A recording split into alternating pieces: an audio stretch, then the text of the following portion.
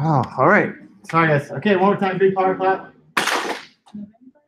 Sometimes that HDMI adapter, like, I'm not on the secondary monitor when I boot up, it doesn't pick it up. You guys don't care. So sometimes I forget. So, yeah, sorry. We'll go over a concept of NPM. We'll include a process for including new packages, which actually means we're going to make our own packages today, which is kind of cool. You guys will really like it. It's kind of fun. We're also going to introduce Inquire.js, an NPM package for building responsive command line applications. Not responsive in the way we know responsive, but basically another tool for accepting user input. All right. So let's review quick. What is process.argv?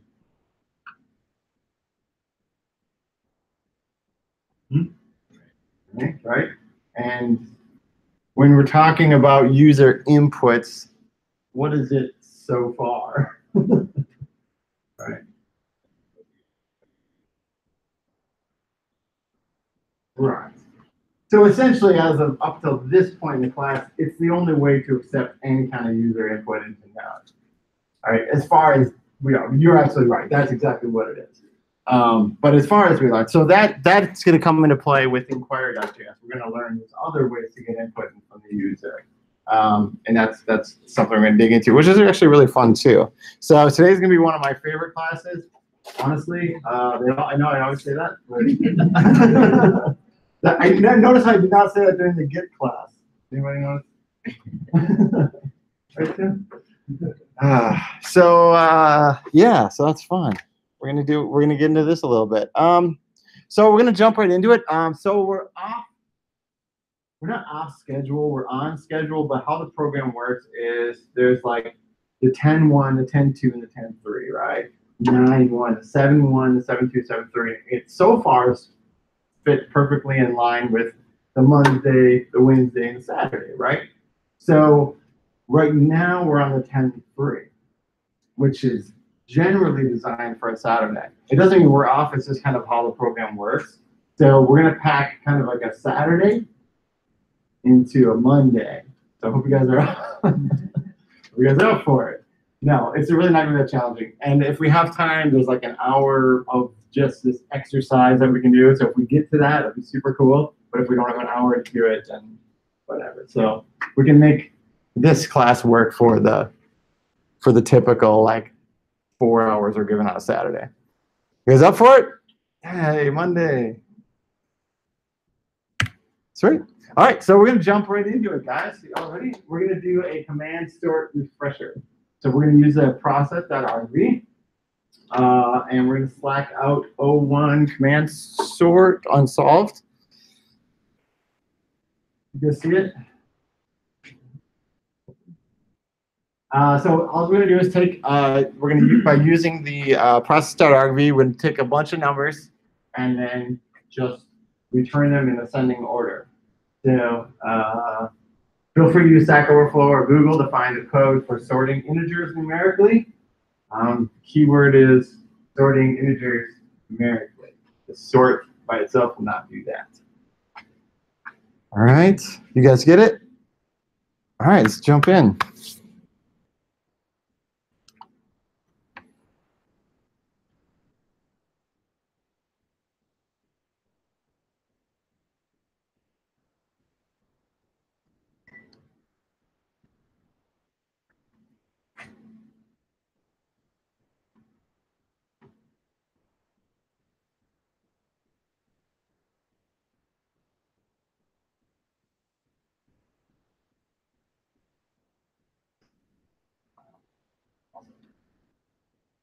Oh, that's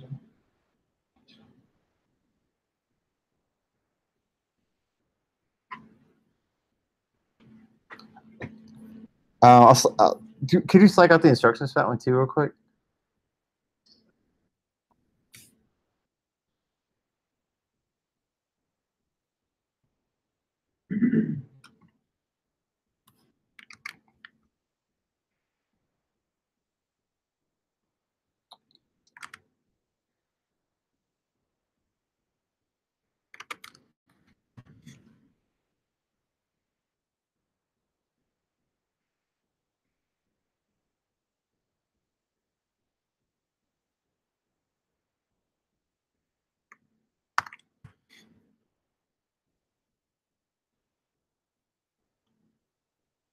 Cool. Raise your hand if you have any trouble getting started. Even if you just want to know what the process RV is or how it works or where to start. You guys seem like you're all just digging right in.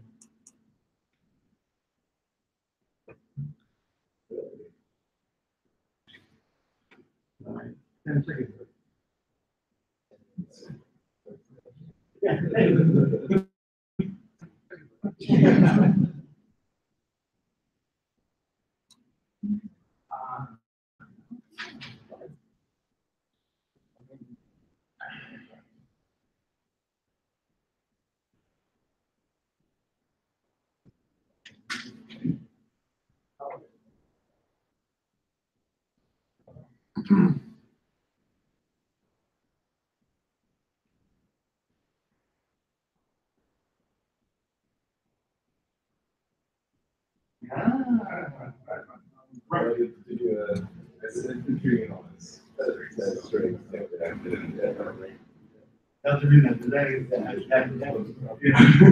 That's what you do.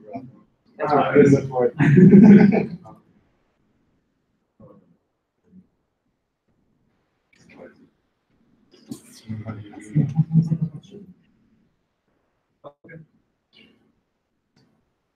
Yeah.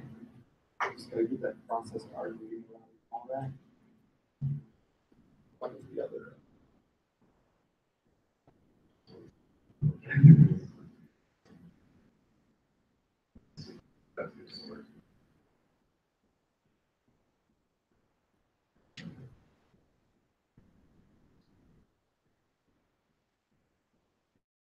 Oh, sorry, just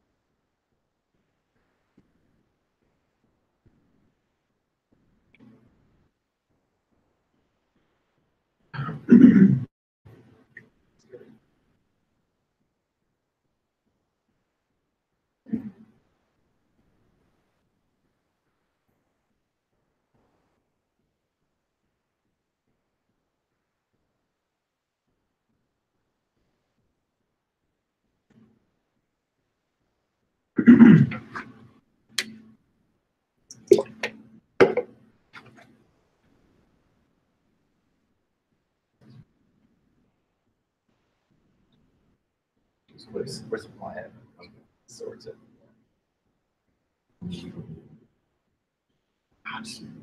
Just console. Yeah. Yeah. So yeah, you'll be supplying the numbers for it to sort and just have it spit on it. Or I'm sorry, have it spit on console.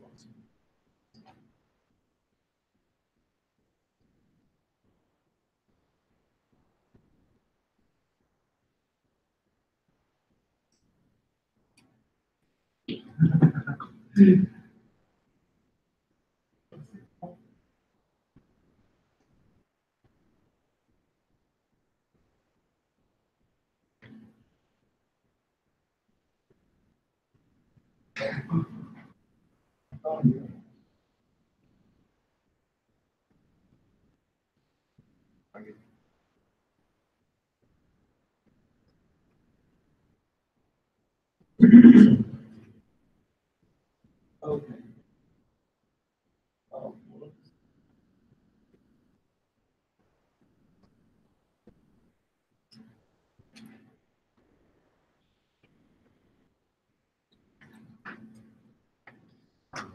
Since we're going to be working as packages today, I think it's probably best for creating files. Yeah. So. Otherwise, it's gonna be a bunch of node modules, a bunch of packages, and a bunch of conflicts. Mhm. We're definitely into that. Like new projects, not just new files in a project. So we can make like a whole new node modules folder in each project. Right. Yeah. Right. Yeah. So even however they want to organize it, but yeah, it's can't be. Yeah, it's can't be. Make different folders. Yeah. For each file, for each example. Right. So I'll try to. Yeah, I think it would help with this. Yeah.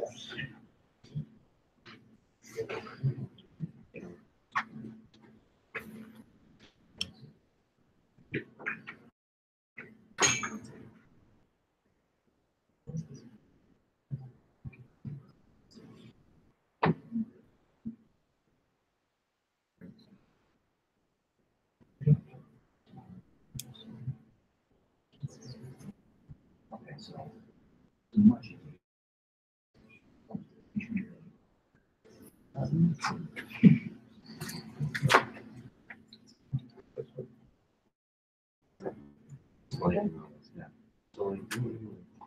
Okay. Yeah. Like that.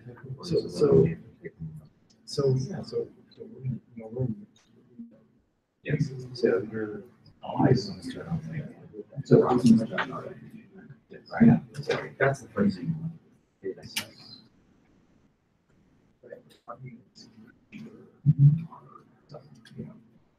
Really, that's going to be the process.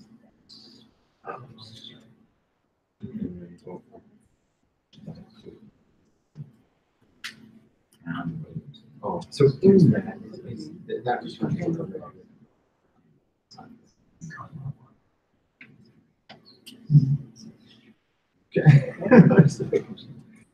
Yeah. So whenever that process tower, so basically, the location of the partner,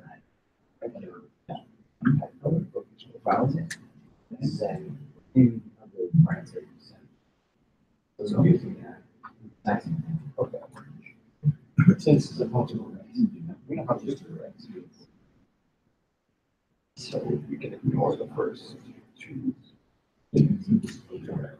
Everything else is going to be a number, right? So when you're for them, you capture all those numbers that percentage order.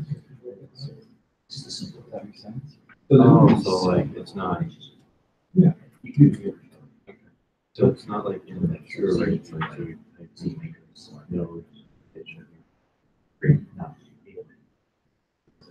Right. So pushing it back up sorted. right. So yeah. So for right now, we know for sure that we're going to return. So.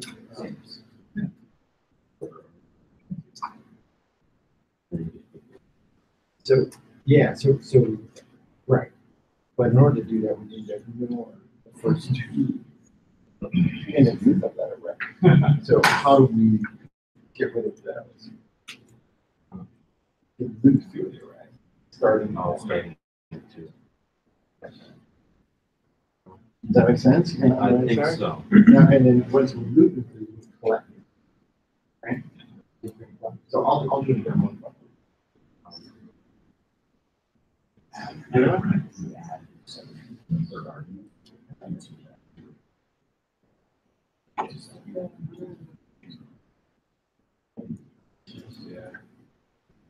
Oh, that's tricky from this place. Yeah. Oh, that's tricky. Yeah. I use it for the boring basic sort, but yeah, that's the work. Yeah.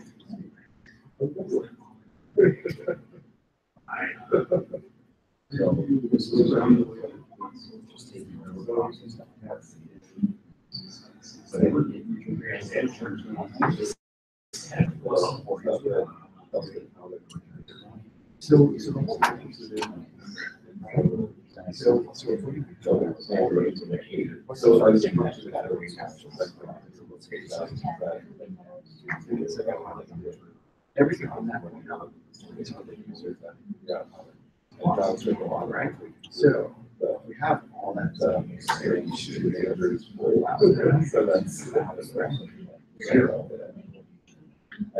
one.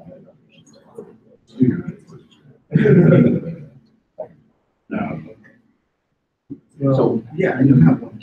here, except for this is not right. We can start with one. Yes, yes. This is where you start. This is how we.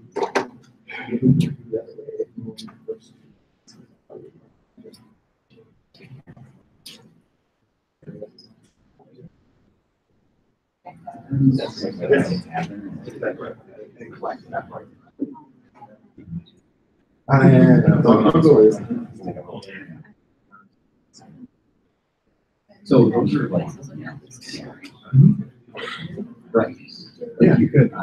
So this would be so you just make it flat to arguments, right? So in this case, right, we know that process doesn't. So that's everything. So the first one that you get is the location. Second location. Yeah. And that's going on. Right. So maybe you could do it. But because you feel like it is so. So I'm going to do this. If I ran this in my command, those are command sort unsolved. I want to send you how can I want this to return when you're stored. So the first thing you do is move through each field right that way. Everything at the center. Mine doesn't go like that. Right? Yeah. Track. And then you get to go. We're sorry, yeah, but then you can get rid of you want everything. Yeah. You want it. Okay. Oh, I see what you're saying. Yeah. I don't want to start at 0 either. Yeah, so you go 0, 1.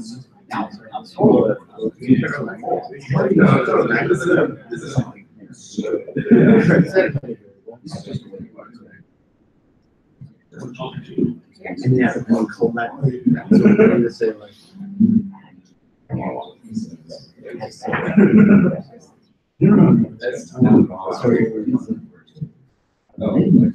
yeah. Well, it does. Yeah. And then that's what we random numbers. Okay, so now, oh, you're going to say, okay, now you have that. So if you're going to say, first argument that's passed.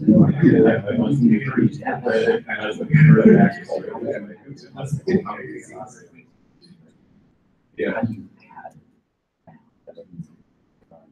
No, sorry. So, Yeah, sorry, I'm just gonna call this. Okay, so we're gonna have it final, right? So, say, how do I say it? Yeah.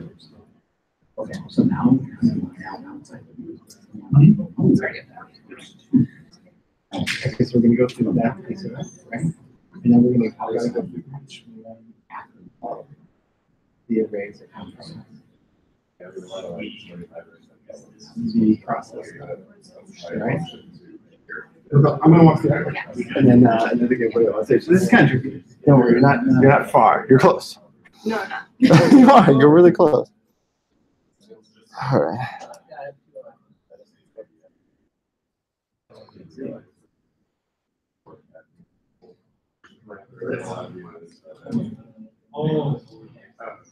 Yeah, I mean, I guess. Yeah, you were like,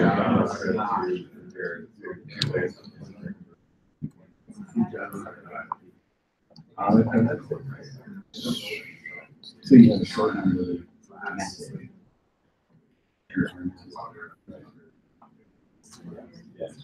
yeah, that's what I'm about it. Oh,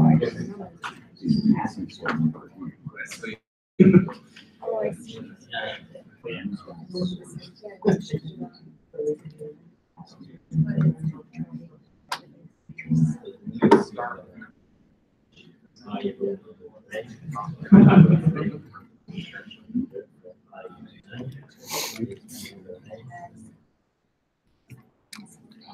All right, guys. I'm gonna go through the exercise real quick, and we don't have a ton of time, so we got to move through these. Big power clap.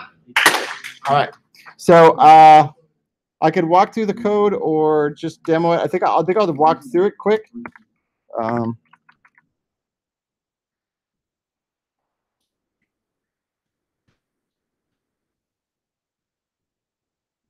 All right. So okay. So the first thing we need to do is get the process.argv. So how do we do that, guys? Same to right. So we're gonna call it something like node arg. Oh, sorry, guys. Jeez, man. Is that good or okay? Processing instructions. .arg. Right, guys? All right. So what does this do? Does everything, right? So if I was just gonna console log that out, like I said, I can't go over this can't take too long here because we got so much stuff to go through. So I'm just gonna zip through it. But if we wanted to just see what that did.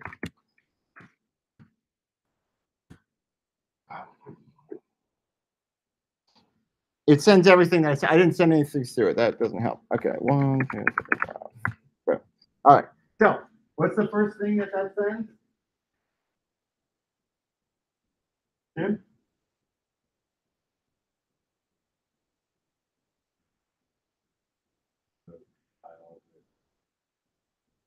I think the first one's the package. Right, the first one's the package. The second was the location of that particular file, right? The first, yeah. And then anything subsequent from that is whatever the user defined, right? So that's the part we need to sort. All right, and look, it's already done. That's just a coincidence. All right, so now we have to go through it. So what's the best way to go through everything that came through? So we're gonna say, well, we want to collect all this first, right? So we're probably gonna create an array, right? To correct all. Now you guys might have different answers of doing this. How many people got it right, by the way? Okay, how many people are still struggling with it a little bit? How many people were almost done? Almost done. Okay. Okay. All right. So this is a good exercise to walk through then. Set up an array. So this is what I'm going to do to essentially catch everything that comes from the parameters that are being set, right? You guys get fancy keys for this, man. I don't have a fancy key for it.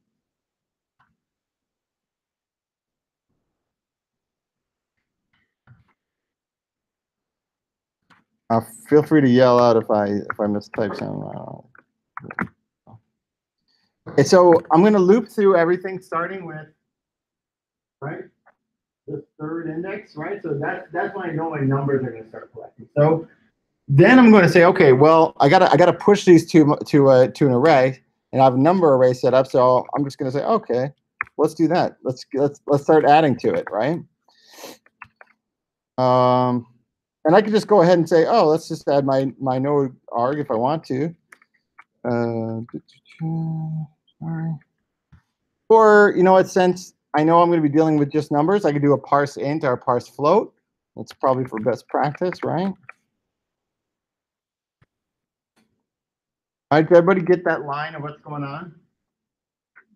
Does anybody not understand that line? It's okay if you don't, I'll totally walk through it. Yeah, what did you say again? Awesome. So all I'm doing is pushing, right? Any one of those arguments that's after the initial, like, the system arguments, right? And pushing to an array. There's no sorting or any ordering going on. All I'm doing is guaranteeing that everything that's going to be in this array is going to be something that the user defines. That's all it is. There's other ways to do this. So if everybody had different solutions, then great. I mean, another way might be to pull out the first and second array and then take that value and then, you know, get rid of that value from the array instead, which there's methods to do that as well, which we've covered actually. Okay, so now I just want to say, I guess I'm going to need something to sort this, right? So the instructions say find something online to help sort. Did a bubble sort over here. I think I'm just gonna create a function that does a normal sort. Nothing exciting. I'm gonna pass into, and don't totally worry about the logic of this. This is more like something you look up online and go, okay, somebody else figure out how that works, and then I'm gonna just go ahead and use that. So, all right, so I got my function. This is gonna sort them in numerical order, right? Right, Rob?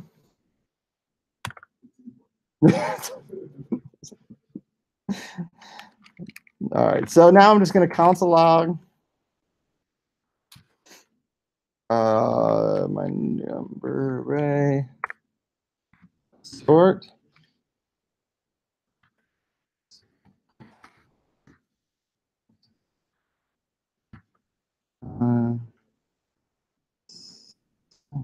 Sort nums.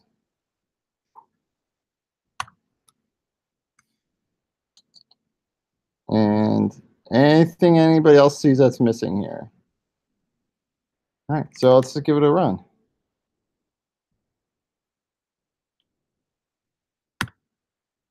All right, sorted it. It's already in that order, so let me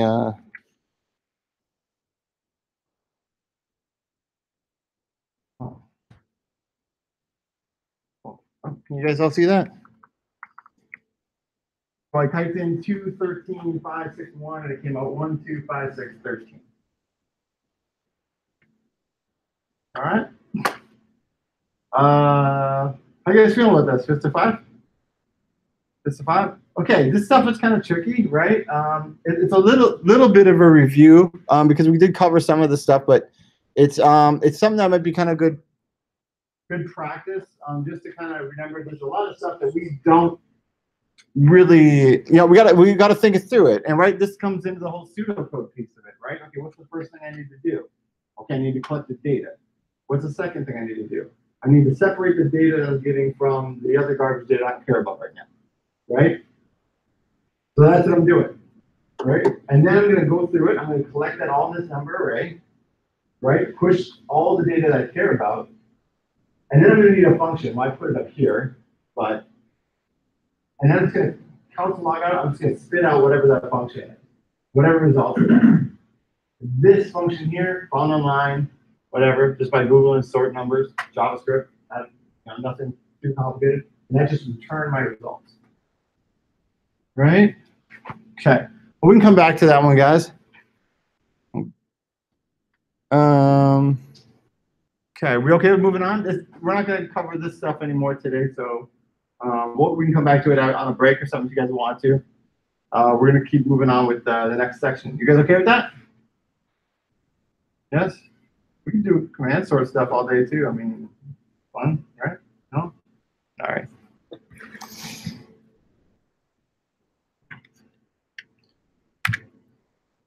All right.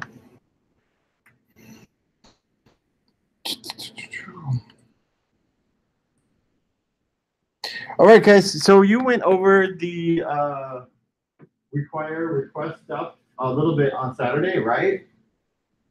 And you did with the OMDB thing, right? Can anybody explain what they think happened with that, or how that worked, or what that process was like?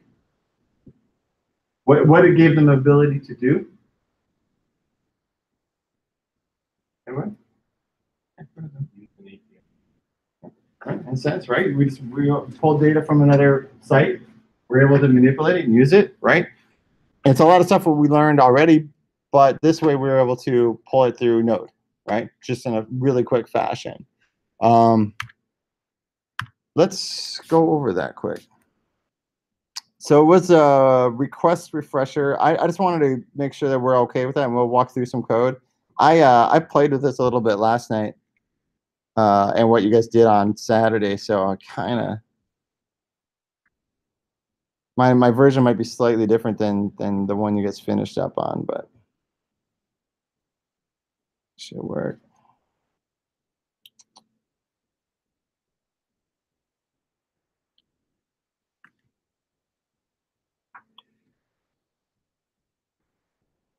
what was it? 21. Oh.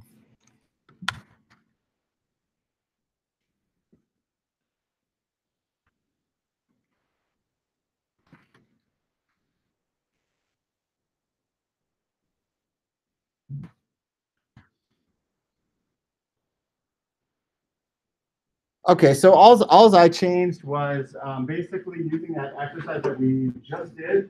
I went through and just allowed the user to type in their own movie title. And then I went through, iterated through it, collected the movie title, and then just injected it right into the URL, just so I could return some information about that movie specifically. So that was, I think that was the only customization I did. Oh yeah, and then instead of returning the movie ratings, I just added in like returning the plot. Well, so that's how this piece works. Oh shoot, actually one more piece, the request options. So there's going to be different ways of using the request, and I wanted to kind of cover this now early on before you guys get kind of caught off guard. Typically, it's not just like a URL that you'll see here, and that's, I know you guys exercise reflect that. It's generally other options that are included with that, right? It might be a post, it might be a Git, you might have keys and certificates and those kind of things. All that stuff can be entered into here. And then, so my request doesn't just include the URL, well, it does, but it also could include other items with it, right? I could have used the rest of those as data points in here. I could have done other things with it. But just keep things simple, I just said, okay, instead of just straight up putting the URL in here, which I could have just been like, okay, right? You guys understand that piece, right? That's typically how you see it. I just assigned it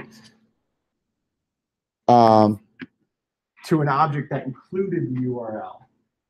And due to how this request works, it understood that that's going to be a URL that it knows how to use. You guys want to pull up this example from Saturday, just so you can look at it with me? If you have it in front of you, it's called just OMDB request.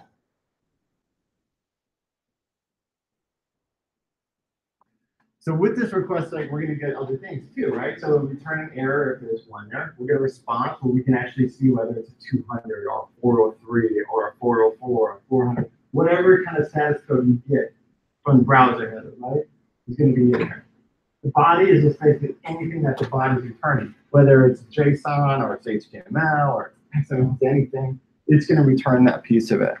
Yeah, Duncan. Can you scroll back up to the top where you actually?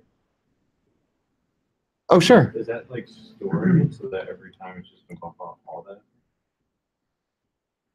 How do you mean? Like the way I did it was just like set name to this argv2 and just plug that into. Oh, sure. But what if it has? What if you have a name that has more than one word? Yeah. Movie title. Yeah. So all I'm doing is the same thing. I'm just taking all, just like last argument, we did the sort. Yeah. With all the different parameter or arguments. Combining all words. Okay. Just combine all words. I'm going through and going, okay, this is going to be a movie title. It's going to have all this stuff in it. It's the same thing. Good question. Yeah. So let me just run this one quick.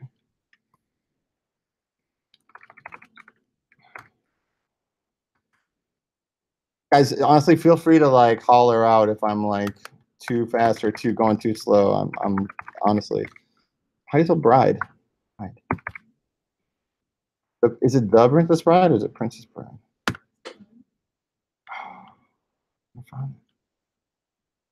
So, the Princess Bride. Oh gosh, that's really small. Holy cow! You guys can yell, man, if it's small. Yell. All right, so I just typed in OMDB request JS the Princess Bride. It returned the movie and then the plot. So yeah, with your example, you just got the, right? I wouldn't know what to do with the rest of it. Which probably the movie anyway. But would have been the right one. Right? Cool. I guess feeling about understanding how that piece of it works. And just at a high level conceptually. You guys feel conceptually good about requests? I know you guys covered a little on Saturday, just want to make sure we understand it. And you think you can build? You guys think you could build something like this, the same type of thing? Huh? No. No. What do you think is the most confusing about it? Yeah. Then meanwhile, we probably not telling you. All right, fair enough. Okay. Well, yeah, I know. I'm sorry. I know a lot of those things are kind of new, and I don't want to like throw it all at you, but you know, I want to make sure that we're at least like getting the basics of it, right? Request is a package, right? It's part of the NPM. I had to install it. So I can show you guys that piece of it too, which is kind of interesting. So if I went through and said,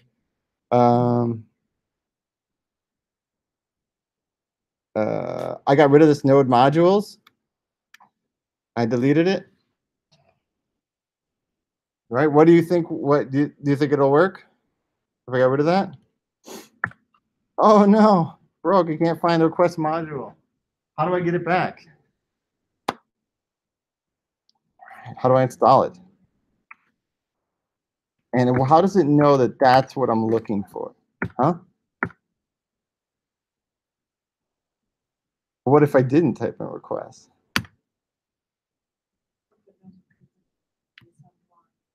That package, right? Very good. So now we run it. It's back, right? So we're getting to packages in a minute. So I just wanted to cover that piece of it. So, okay, fist of 5, how are we feeling about requests? Fist of 5. Okay.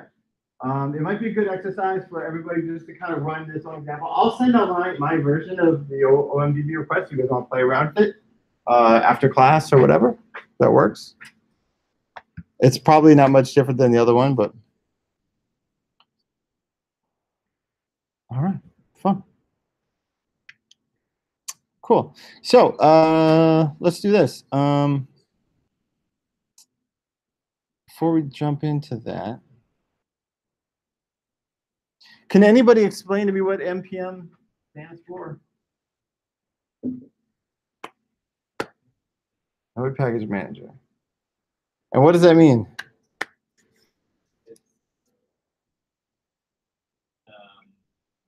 Keeps track of all the packages that you need for JavaScript. Right. And when you think about it and when you try to put it into context that we've covered in this class before, how do you, what comes to mind for you? Like, what have we done so far that kind of reminds you of how packages work?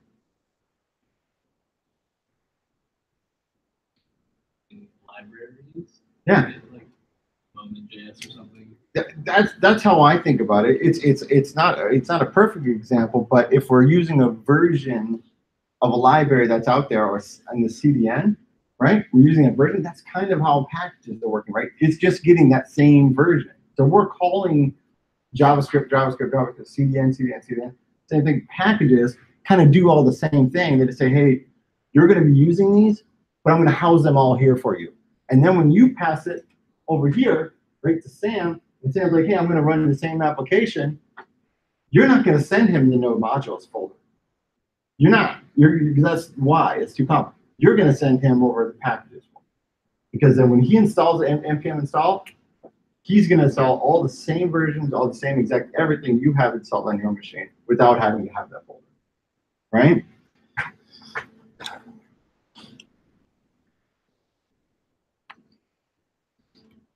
All right, so let's look at some other node packages. I just want to make sure we understand that. How do we, first of all, I'm going to gauge the room. How do we feel about NPM packages? Fist of 5. Okay. Yeah, it's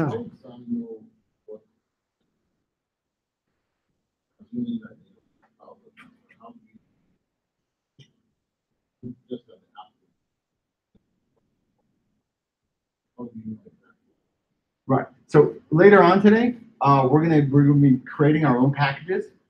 So you're gonna see how that piece works.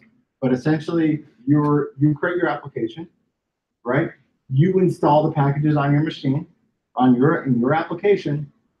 That package file is being created, and those additional modules that you're installing are being added to the package, right? So when Steve sends them over to Sam, he doesn't need to send the node module file. The one that I deleted in that example that we had, remember I deleted this,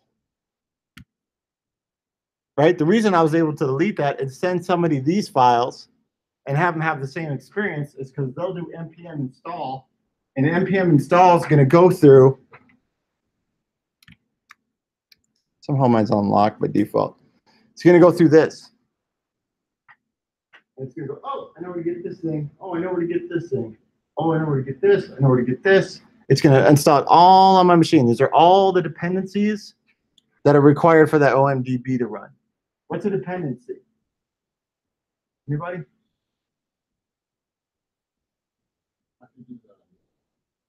Packages there. Right. And even under that, other packages are needed, right? So sometimes you'll have a library that requires other libraries to run. That's kind of a lower level. It's a dependency. It's dependent of another library to work. So this isn't just installing that. It's installing everything you could possibly need, right?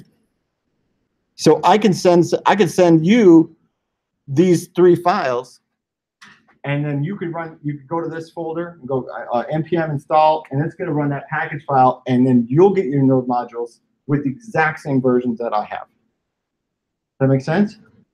Cool. Good. More questions about that stuff, guys?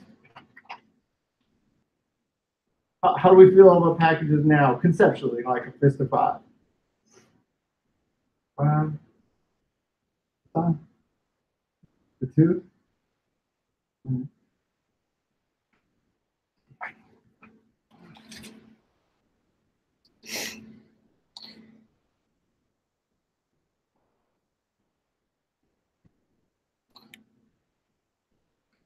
So let's look. Let's see. Now, remember when we're all searching for APIs, and it was kind of hard to find like APIs or like, oh, how are we going to use this? How does this work? Whatever. NPM packages work the same way, right? Think about this for project 2, right? So if I'm going, okay, let's see. I want to do, what if I looked for Twitter NPM?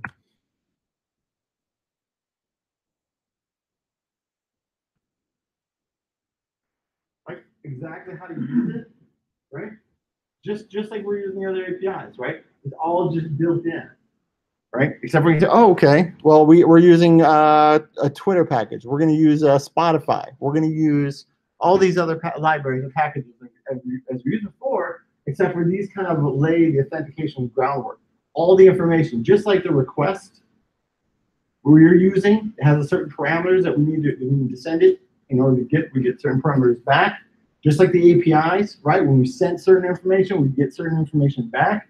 These work the same way, right?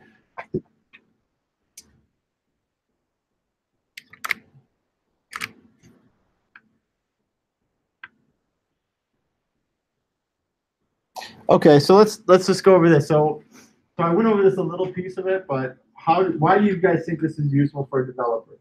Why do you think NPM packages are useful for developers? Why would I rather do that than just send somebody or have Steve send Sam everything, all the node module files, just send them everything over. Zip it up, send it over. Or upload it to GitHub. Push it to GitHub. Takes forever, right? That's good. That's really good. What's another reason I wouldn't want to do it that way? Why is it helpful to have a package?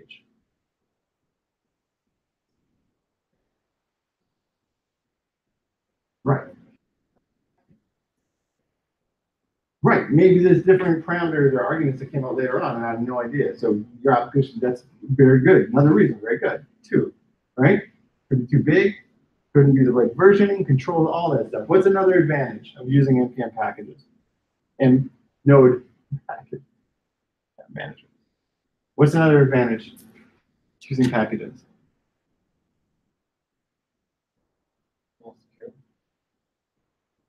Yeah, I mean, in a sense, right?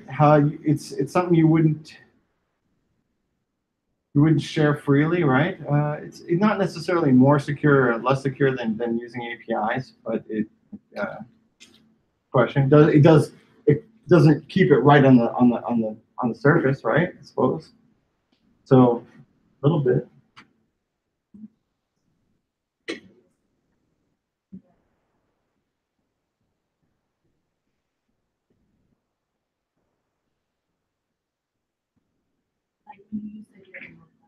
Right.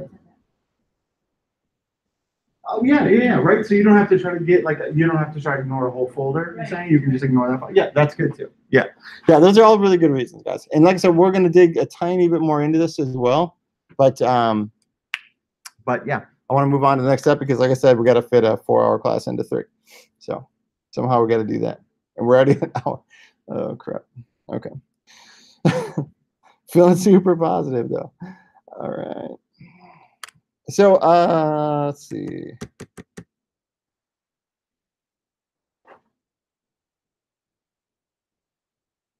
Okay, so you know what we're gonna do? I'm gonna work through. We're gonna do something. We're gonna use the weather JS npm.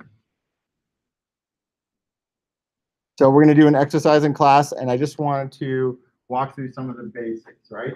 So what we're gonna be able to do with this package is to collect weather report on given city or zip code, and pull down information from that city, right? So a lot of us did weather apps and those kind of APIs. This is going to be the same thing, right?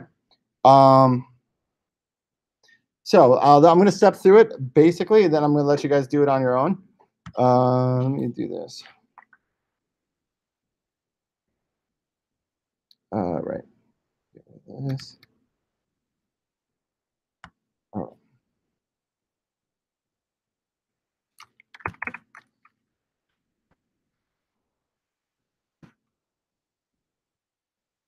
I believe this already has something built in. Okay. All right, so why didn't that work? Oh gosh, you guys can't see that. Okay, so I got my file and I'm ready to go. I'm gonna run load weather, node weather. Why didn't it work? What's the error say, guys? Didn't install the package. So I'm trying to ingrain that in your guys' head a little bit, right? So the first thing we're gonna do is install that package. Now, I could see if that was a part of the package and then just install that. But as another way to do it, I could just say I'm looking for this specifically, right? Okay, so I installed the weather. Let's try to run it again. Oops. Okay.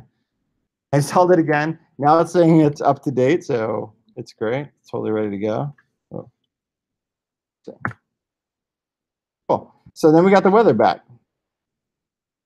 So let's take I'll dig into the code just for a second, but like I said, you guys are going to be doing this on your own, so I don't want to do too much.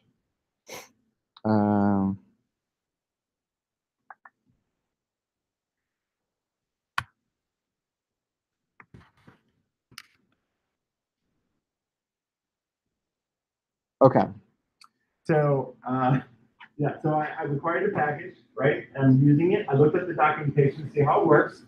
I'm just doing a search for the city and the state and specifying whatever degrees I want back, and then getting the result. If it's error, right? I'm returning the error. Right? I could tell if it's per machine. And then I'm returning a stringify, right? I'm stringifying the results. The results don't come back as they come back as an object. So I need to just print it out as a string, right? You guys remember the stringify stuff a little bit? There's some extra stuff in there to make it look pretty. I'll go over this when we do a review. I just want to show you guys that quick. Cool. So that's how that works and should work. Okay. All right. Okay, you guys are going to do this in partners. So we're going to create a node application that makes use of a geocoder npm package. All right. So that's gonna contain details of the location that you're in, right? So then you can use the console log, obviously, and just display to the terminal where they're at, what location they're in. And then we can make one or two assumptions, right? We can do an easier option, which provides the location. Oh, wait, you know what? I don't want to do it that way. Oh, I'm sorry, guys. Hold on. No, I want to jump into that yet. No. I'm going to take a step back. We'll get to that in a second. Sorry. Forget I said anything. Let's do it this way. Let's review the Weather NPM app together. Okay, so with a partner, let's go through the code, and then we'll discuss it together. So did I send that out? I wasn't sure if I was going to skip this one or not, I think. So I might have skipped it. Okay. Sorry, guys, I pulled an audible.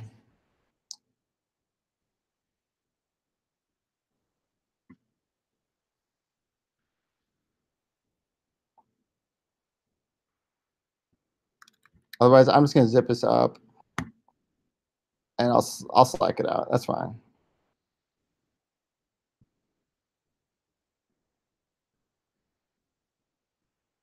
Okay, I'll select it out, and then this is a whole folder. So today, guys, we're going to be working with packages.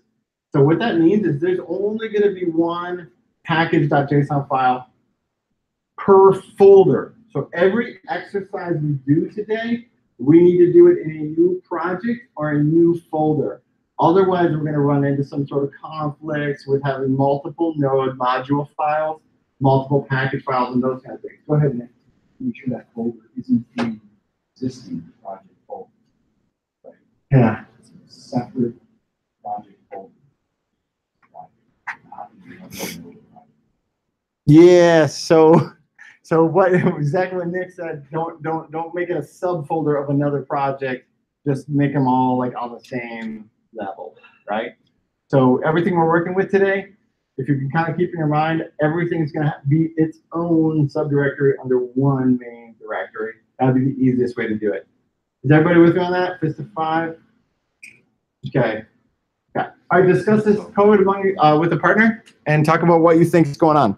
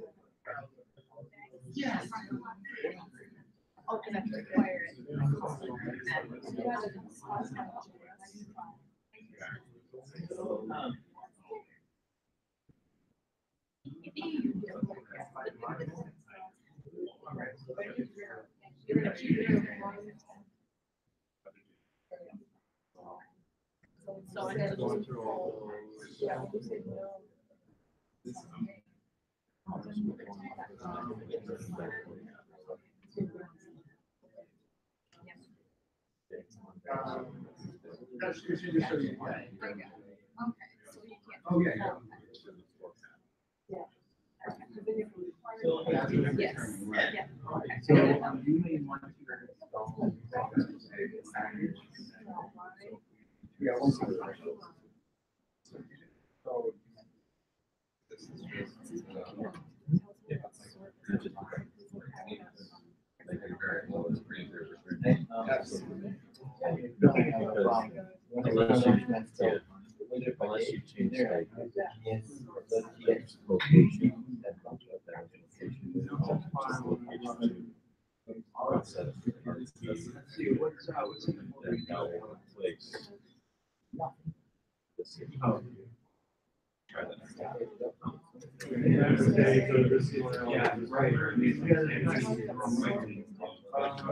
So where do you want this? All right. What do you have? Well, let's make it so. Yeah. Let's make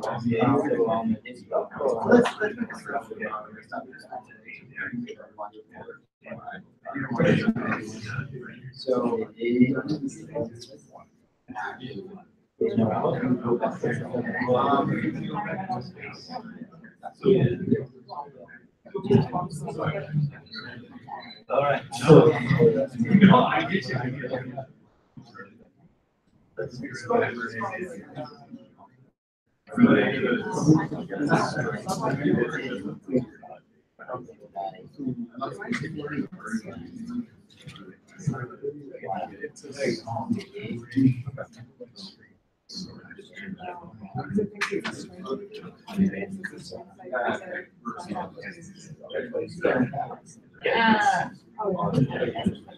So now go to your. Yeah.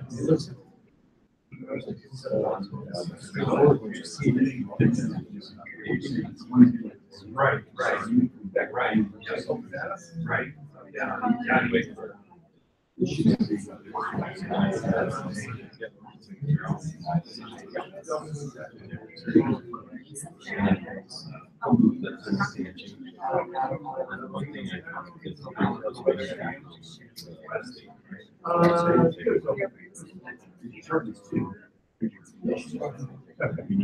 So we're gonna copy all of this. I don't know. I just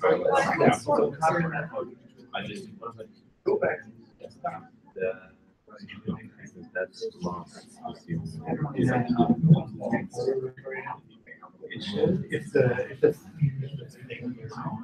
Let's create a new folder. In this case, we're going to folder and you call it something. Not sort. Yeah.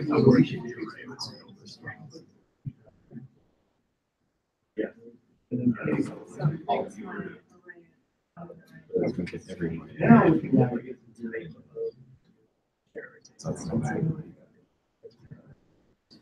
Can everybody tell me what I did wrong when I slacked that out? I set the node module. So is that a pain in the butt? Alright? Although it might take a few seconds.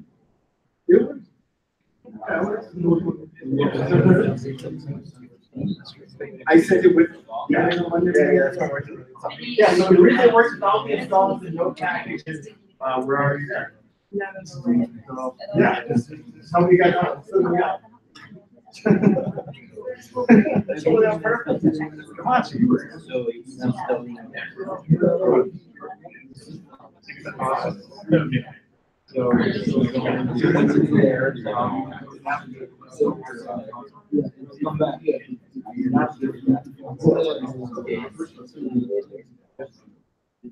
Yeah, and then here you're gonna find no.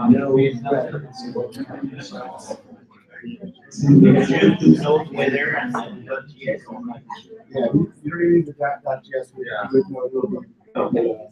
That's fine. But yeah, you can. You guys get it?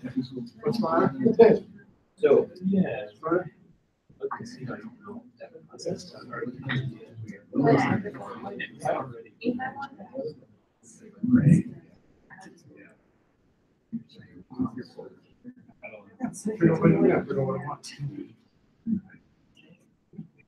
And you could even create an object where you set so where instead of saying surge and all that in here, you can put something on it and set that object. Whatever. Definitely do that. Yep.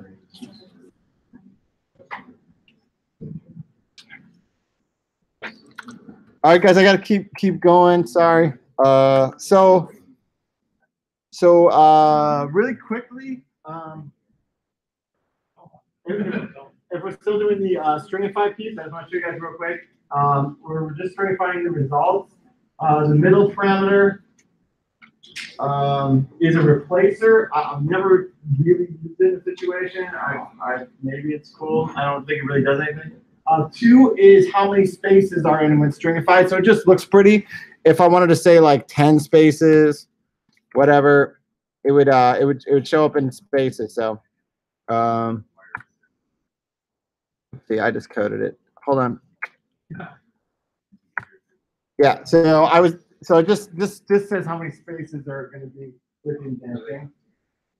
Okay, so interesting piece of information. What's that?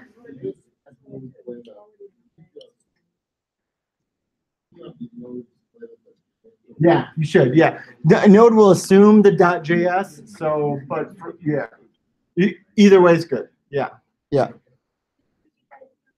Oh, sorry. Okay. So I just want to explain that piece of the stringify because I think that could come off as kind of confusing. But it's just making the JSON object into a string, right? I'm assuming that's the results. The null is a replacer parameter. I believe you can say like what you want back in place of something else. It's a formatting thing.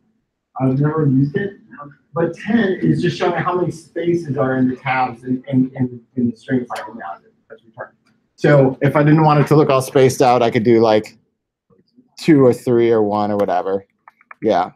And then when I run it, it'll do less. That's all. All right, a little interesting presentation. Okay, now I think I'm ready to go on to geocode npm. Oh, does anybody have any questions about that weather piece?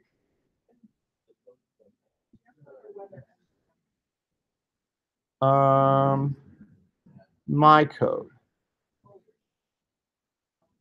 Did you guys talk about it thoroughly? I know. So DJ, what did you bring up earlier?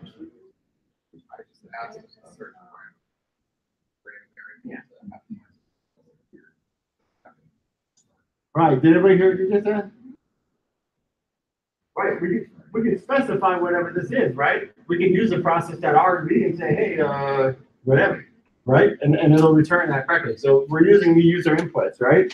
So it's kind of thinking outside the box a little bit, in applying what we've already learned, which is really good. All right.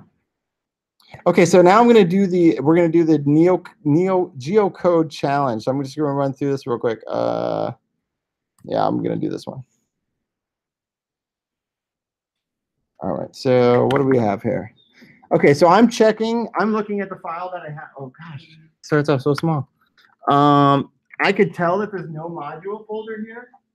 So I'm gonna install that first, right?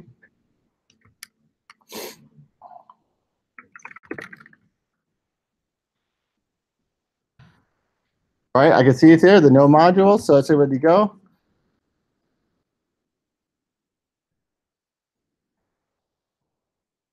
Okay, now I'm gonna try to run it. Let's see, we'll do.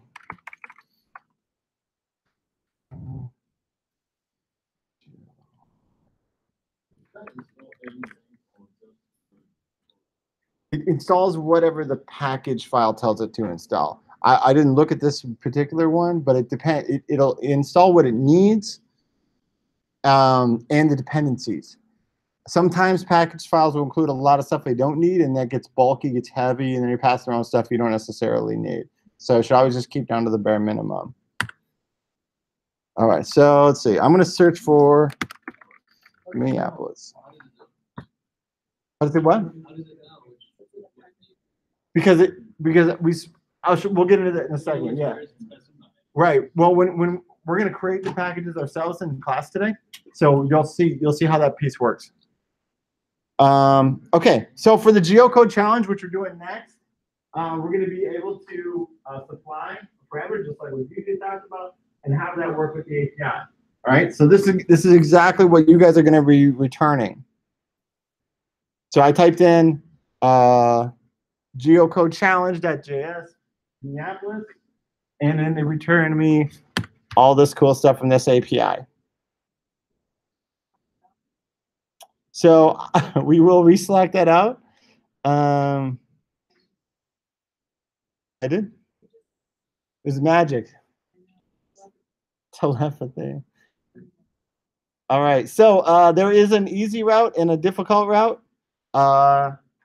If you want to do the easier option, you can provide a location of format city, state, where you're providing 2 parameters, right? I think you guys know where I'm going with this.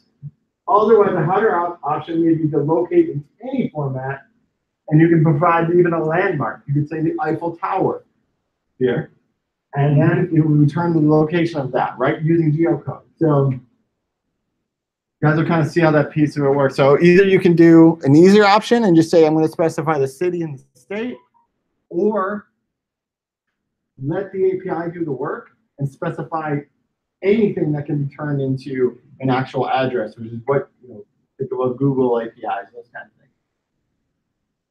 All right, and then log the output using Stringify in a pretty quick format, if you guys remember that. If you don't, I'll tell you, it's just the result, null, and then how many spaces. I think we can work on this together, guys. Partners, if you want. Let's go work on solo.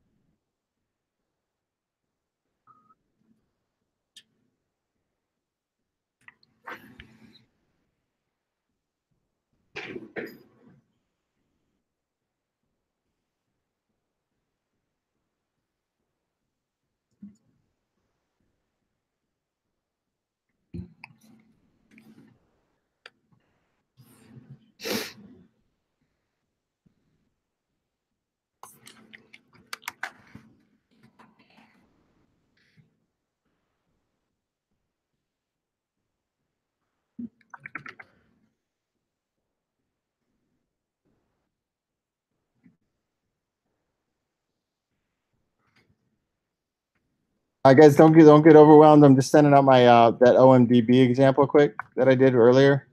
So ignore the Slack if you want to, or.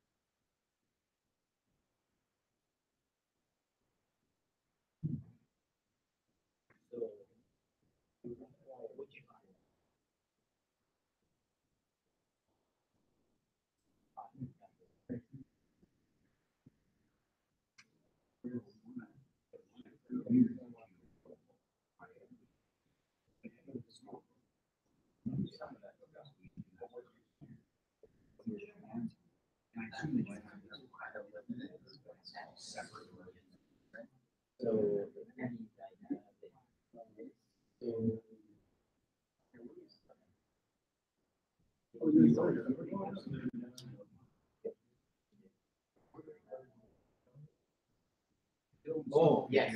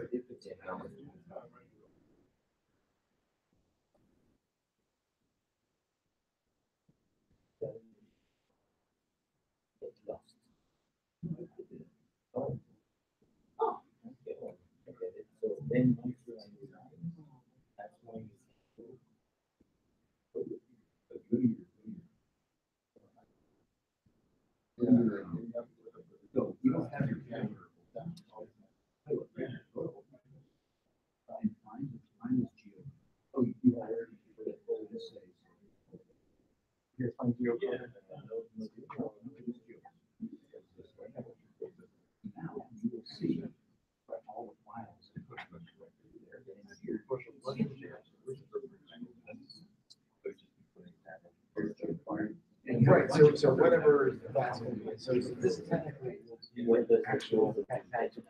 I want to bring this up, because I think a lot of people have these questions. I'll show you that in a second.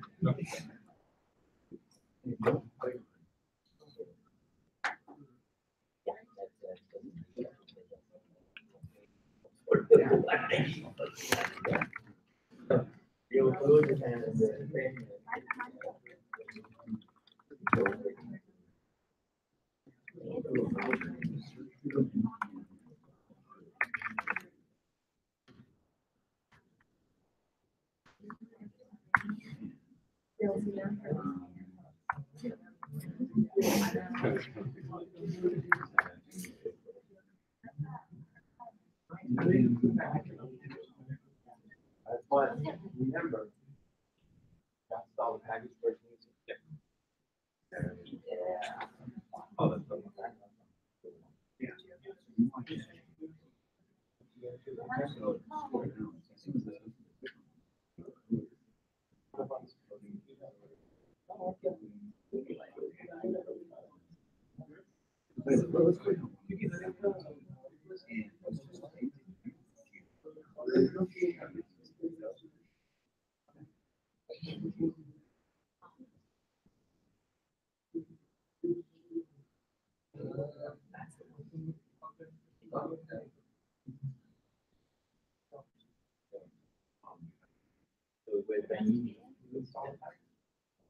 Well, except you're doing the right thing. You're doing the right thing. You have to correct it.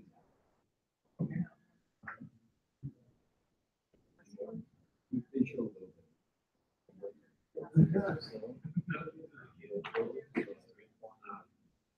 Well, you don't need to. You just say you already have. You already have that.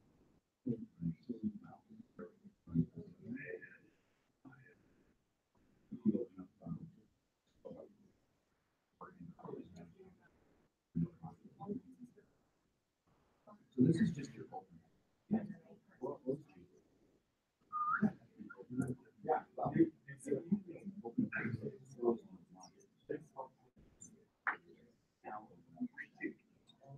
But the difficult problem there is you already in a variable called you could call it. And then after that, I just think that we have. Yeah, it depends on what you're. We're trying to.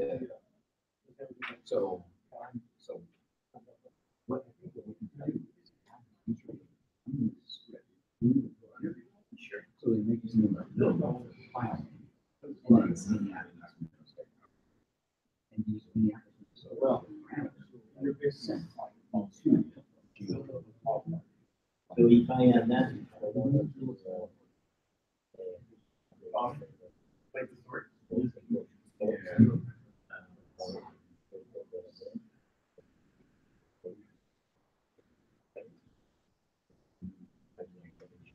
How did you even need it? You see here how it has.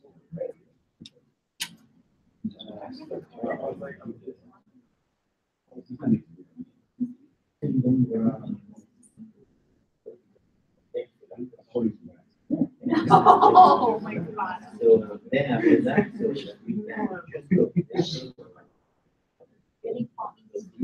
What is that? So this is for. Good. So you go there. And then.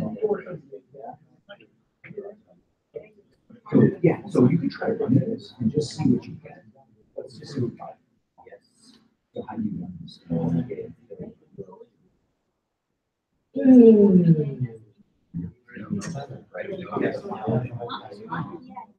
Okay. So, and that's why Yeah. and that's it. Well, I don't think you know. Yeah.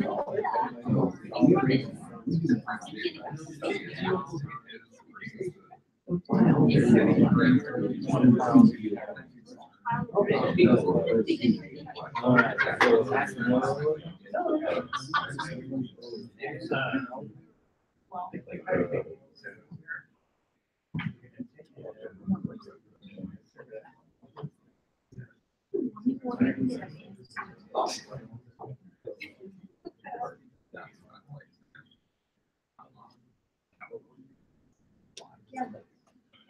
Yeah. Yeah.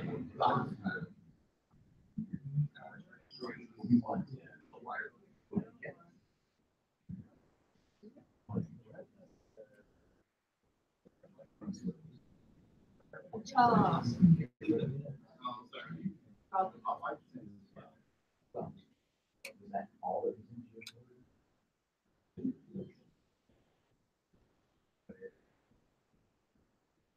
Yeah, well, you do need.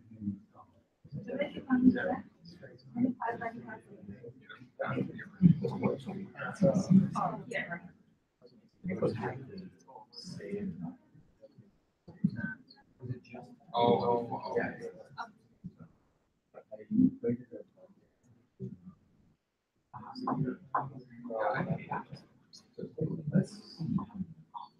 पता है file अलग folder में था view folder में डाल ऐसा कुछ नहीं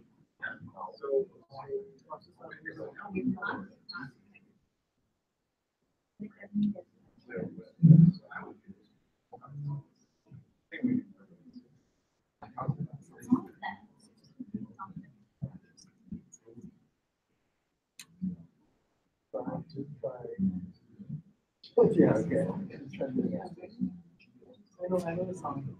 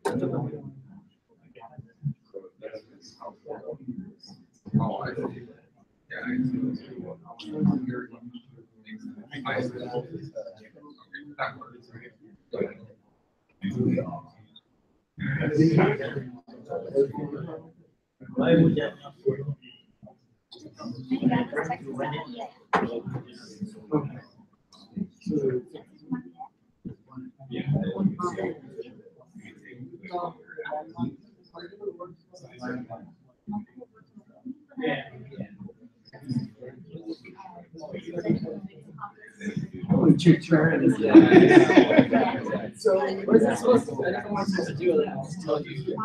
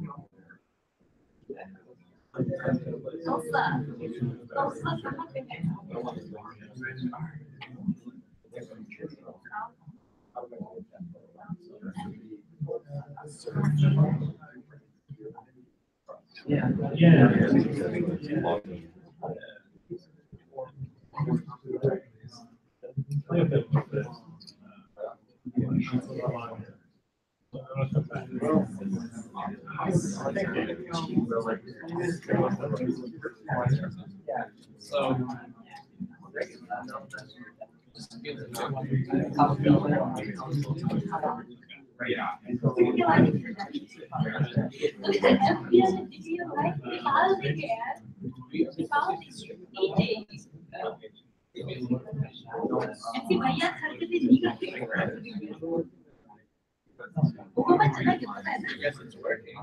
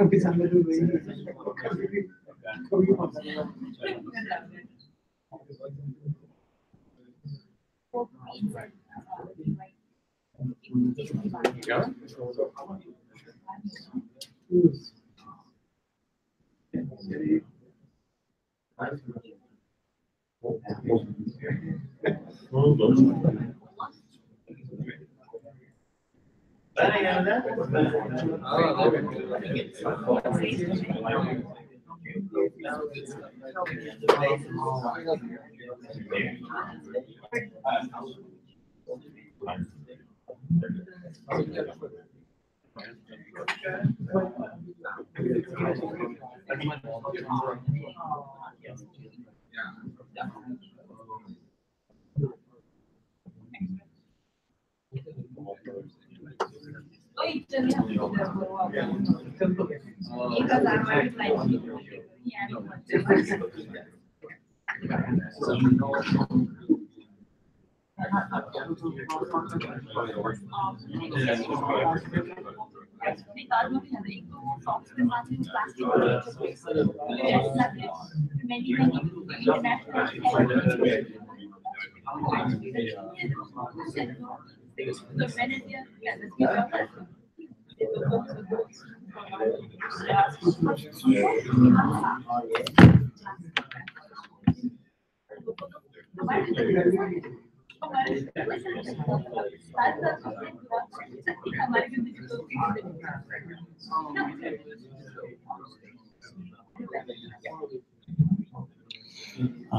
Okay.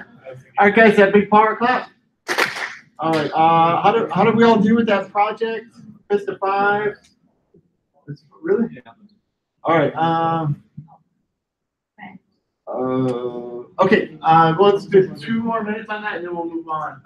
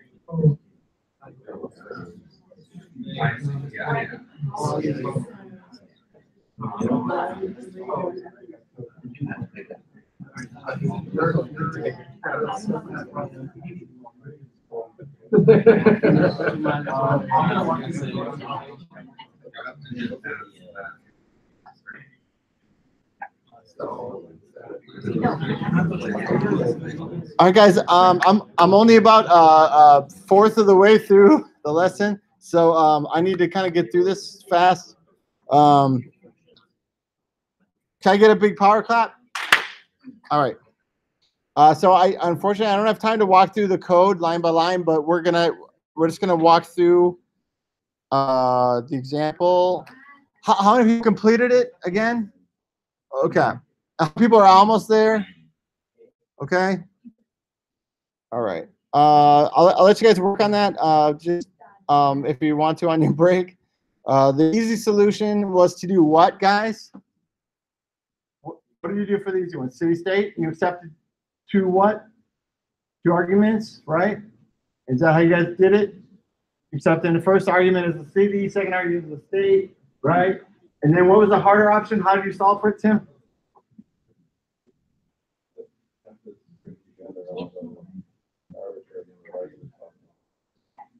Same thing as we did through the sort, right? We just pulled anything that the user said, let it do the hard work, right? Did it get to work? Did you type in any landmark and stuff? You got to test your code, Tim. All right, awesome.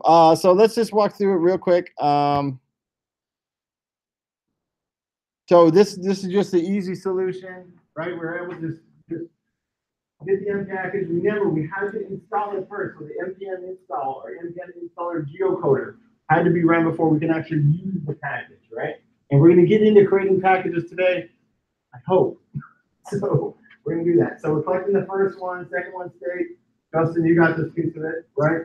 And then we're just saying, hey, collect both of these, run the geocoder. The documentation is pretty clear. Just fit it in there, return it, and then there's your answer. So we'll slack this out. The challenging one isn't much different.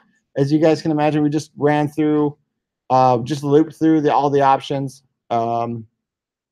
In a for loop, skipping by the first two, right? The location of the file, location of the package manager, and then just spit it out and search and give the results of whatever was inputted, not just the city and state. All right, sweet. Moving right along. Break now. Let's do a break now. We'll come back to it. You guys want to do a break now, or do you want to wait 20 minutes? How many people want to take a break now? Raise your hand. How many people want to break 20 minutes? Raise your hand. All right, let's break now, and then we'll come back to it.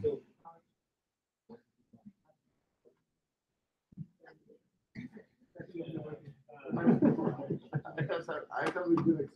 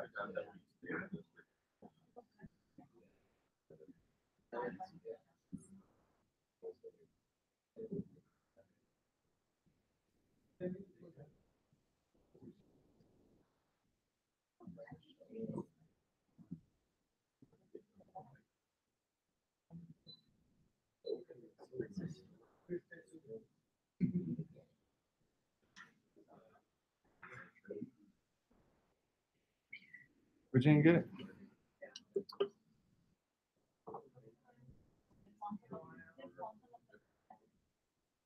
Yeah, sometimes it takes me a while to go back.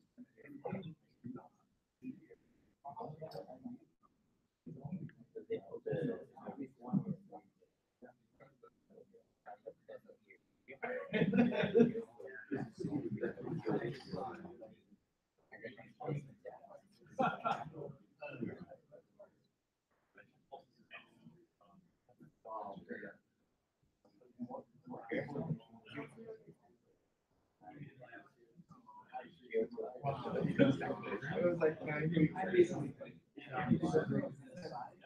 no.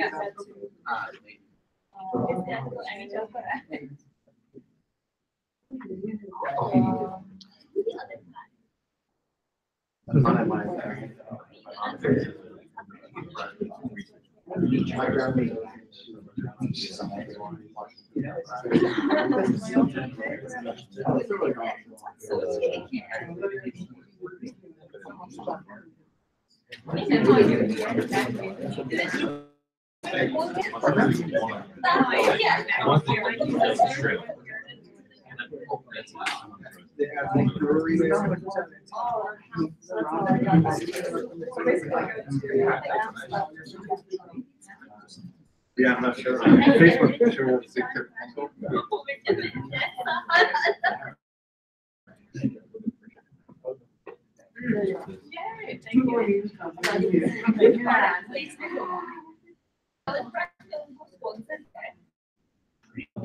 Yeah, it was a combination between starting here, Twitter and Patreon. From there.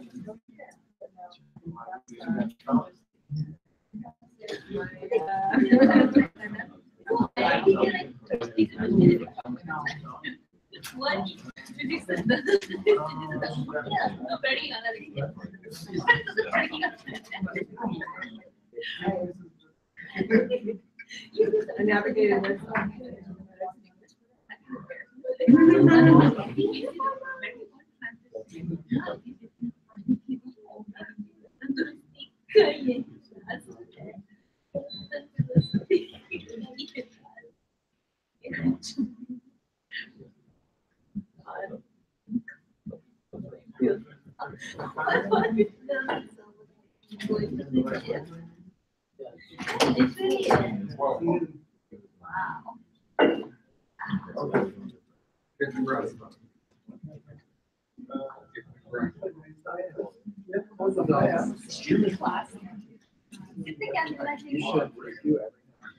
Grammy Award.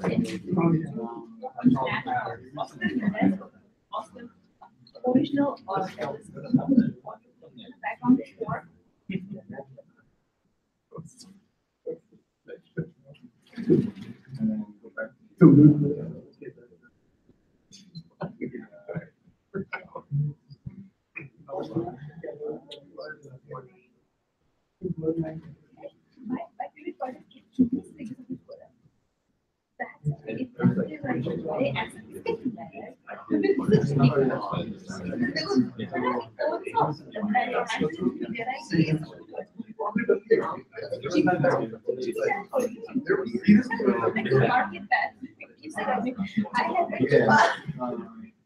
My favorite part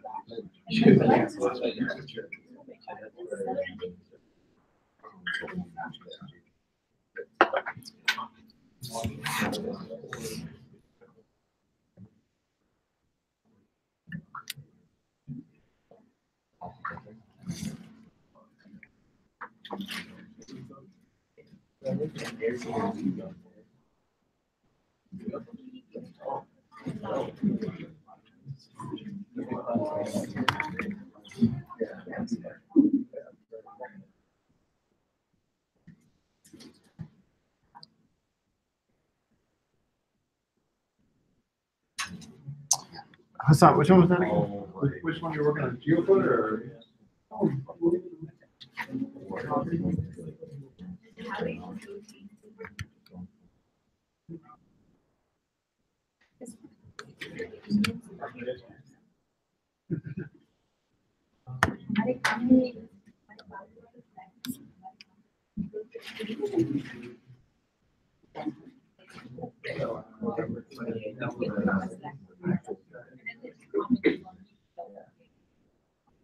No. Actually, no. Yeah, just do that.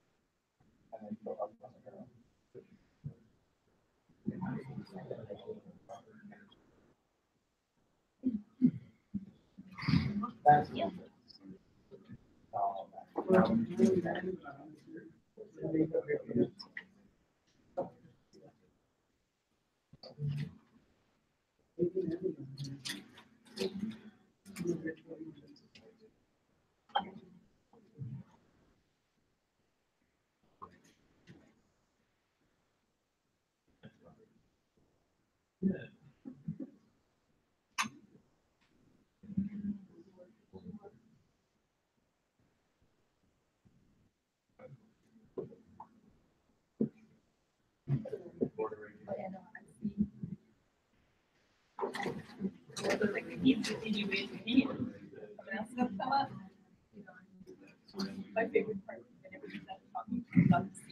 Oh, yeah.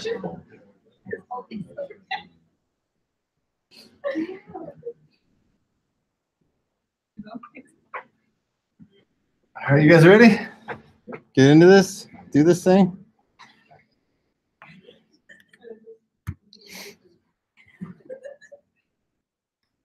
All right.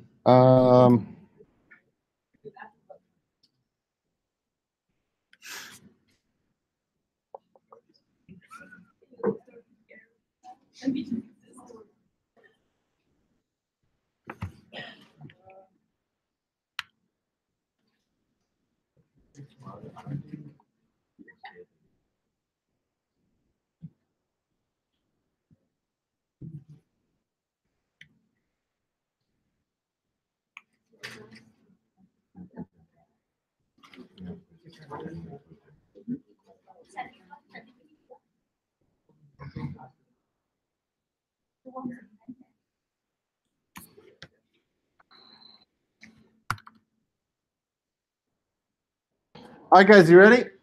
Big power clap. Are we all back? Most of us back? We're good? All right, so what I want to do still today is I want to go over creating packages so we can see how that piece works, which is kind of cool. I think it's really cool. And then we're going to go into the user input part, which I talked about earlier, so we can find out different ways to enter. And so I think I'm going to focus my time on the latter half because I think this initial part is interesting, but I don't think it's something that we all need to do on our own.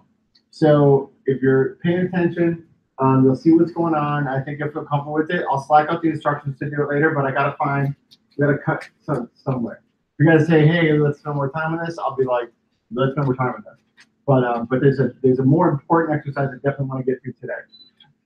All right, so what we're going to do is I'm going to delete some stuff, right? I have my packages JSON folder. I'm going to delete the node modules folder. I'm going to delete my package lock and my package.json. I'm going to delete everything that's related to packages. Let's just get it out of there, right?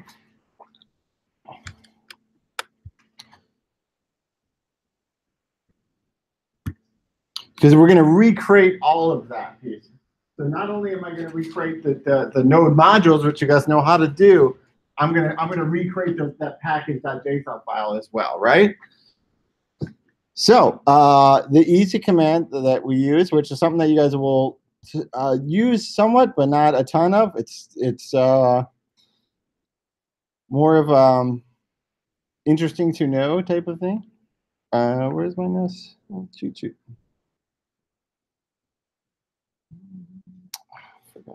Can't find it, but I know it.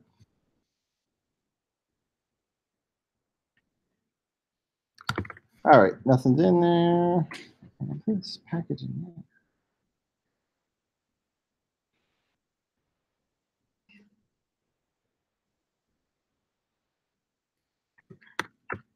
there. Okay, that was really small.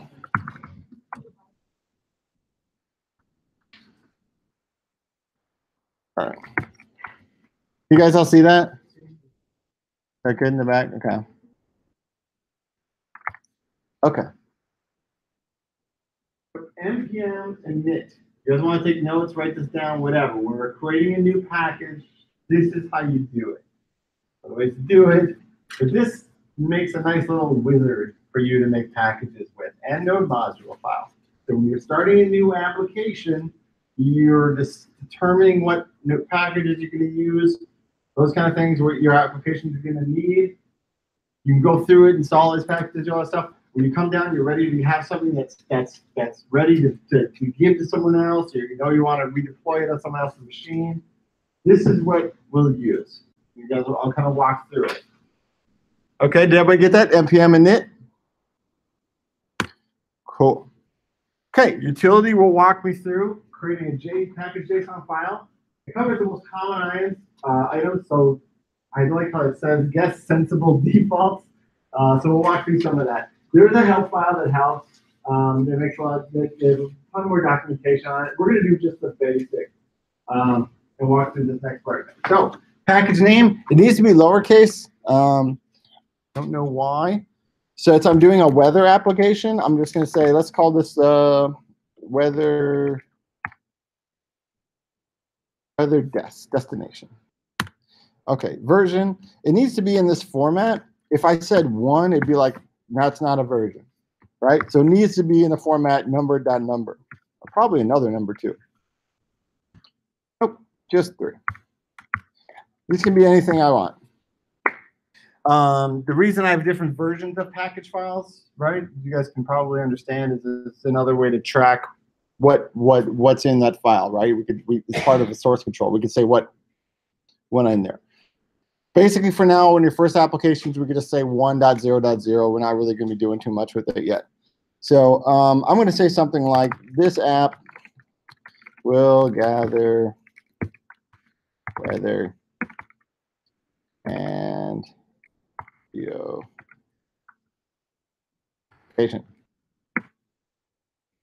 or addresses. I don't know, something like that. Okay. Entry point defaults me to weather.js. Weather.js. This is basically saying which file is it going to be applied to? What's your core node file, right? So in this, it's already giving me an example. Hey, it's like, hey, do you want to do weather.js? I see that file here. So yeah, that's it. That's what I want. So let me do that. Yes, let's just see if that file's there, just to make sure. Yeah, so it automatically picked this up as like, oh, okay, that's what you want to use. Like, yep, that's it. Thanks. All right, test command. We're not gonna do anything with that right now. We'll come back to that piece of it. Git repository. Obviously, I could specify Git repository for this, which is super cool. It actually will be integrated with Git. We're not going to get into that right now either. Keywords. So I could say whether what? You can't, oh, you can't. Better. Do weather. I'll do zip maps. Okay, author. Fix W. License. License doesn't really matter either for this. I'll just put MIT. All right. So as you can see, it created a package JSON file. Just with my basic information, right? Now, is this going to know what modules I want installed? No. Like, this doesn't know anything. All it knows is the basic information I gave it. I gave it a name, gave it a version, told it where it's going to go. Nothing really, just some basic information. If someone else was to read this package file, at least they would have any idea what it's supposed to do. How many are with me so far since the 5? Oh, that's great. Cool. Yes.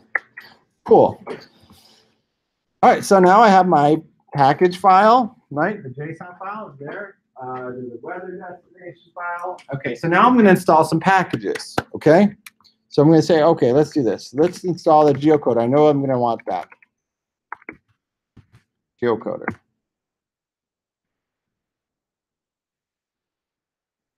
Now you guys want to see the magical part.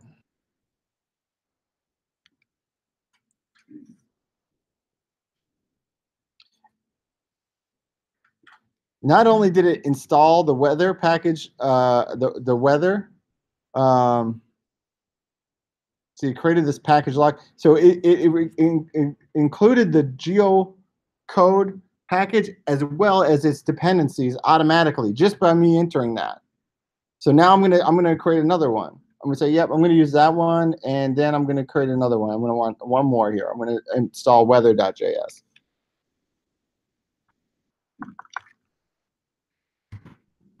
Weather. Yes, awesome. So now I got those 2 in there. Okay. So no node modules folder, right? But if I went npm install, boom, check it out. Node modules. You see it? So we created the package and the npm. So if I was going to get rid of that, right, I decided I'm going to delete it. So I'll just go ahead and check out all my files here. I see node modules right here. I can go move to trash. I don't want it anymore. if I was gonna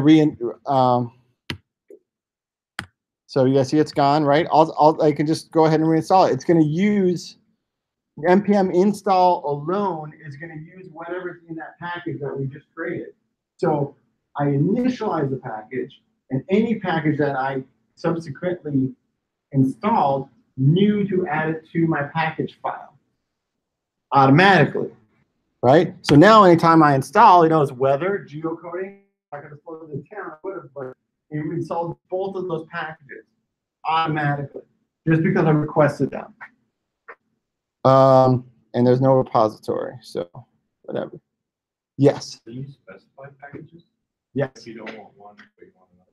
Can I like remove package? So like if you have like 40 packages, Yeah. you only want to specify, just install everything. Well, it's going to install the package and then any dependencies that are underneath it. So you picking and choosing, we can create our own modules, right? But it's gonna just install what's necessary for that package. Does that make sense? Yeah. Sort of. Yeah. You have more questions? Yeah. Yeah. Sure. When you obviously we're really prep, so we can use it in an HTML or Java page somewhere. When you deploy that in production, the folder with the package as well.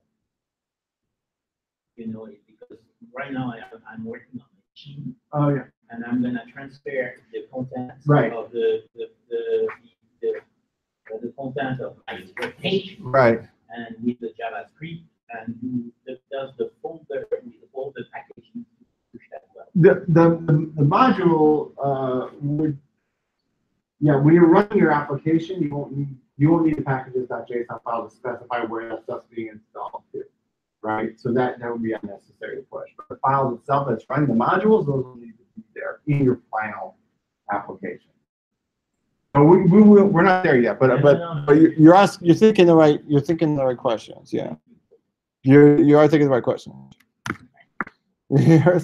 So did everybody see how I was able to do that? I was able to delete that, right? So if I was able to just create it by using the npm init, right? And then anytime I installed packages there, if I wanted to uninstall it, I think it's remove. I don't know. Yeah. So remove 3 packages. All right. So now my package file doesn't include that. Doesn't include geocode. If I wanted to remove the other one with a weather.js song.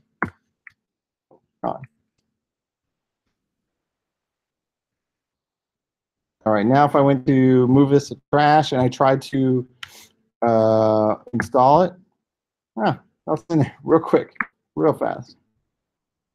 No modules. All right, you guys want me to walk through that again? How do you guys feel about it? Do you guys want to do an exercise related to it, or do you want me to move on? How many want to do an exercise related to that piece? Raise your hand. Okay, how many want me to just move on to the next piece? Okay, let me just review it one more time, and then like I said, I'll slack out the instructions how to do it on your own, and then and we'll walk through it like that. Okay, so I'm gonna go ahead. I'm just gonna remove everything here related to the package. These are just backups for me in case I screw up things too bad. Yeah, that's a good question. Oh yeah, I don't need them there. Yes, that's me. That's me cheating in case something goes wrong, horribly wrong. Yeah, but yeah, they don't make any. Yeah.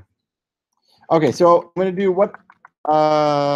Okay, so here I am. I'm ready for my application. It's a weather destination app. I'm ready to create a package for someone else to use. What is the first thing I do? I'm going to initiate a new package. Init. So it is what?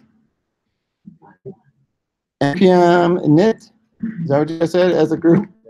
Out of sync?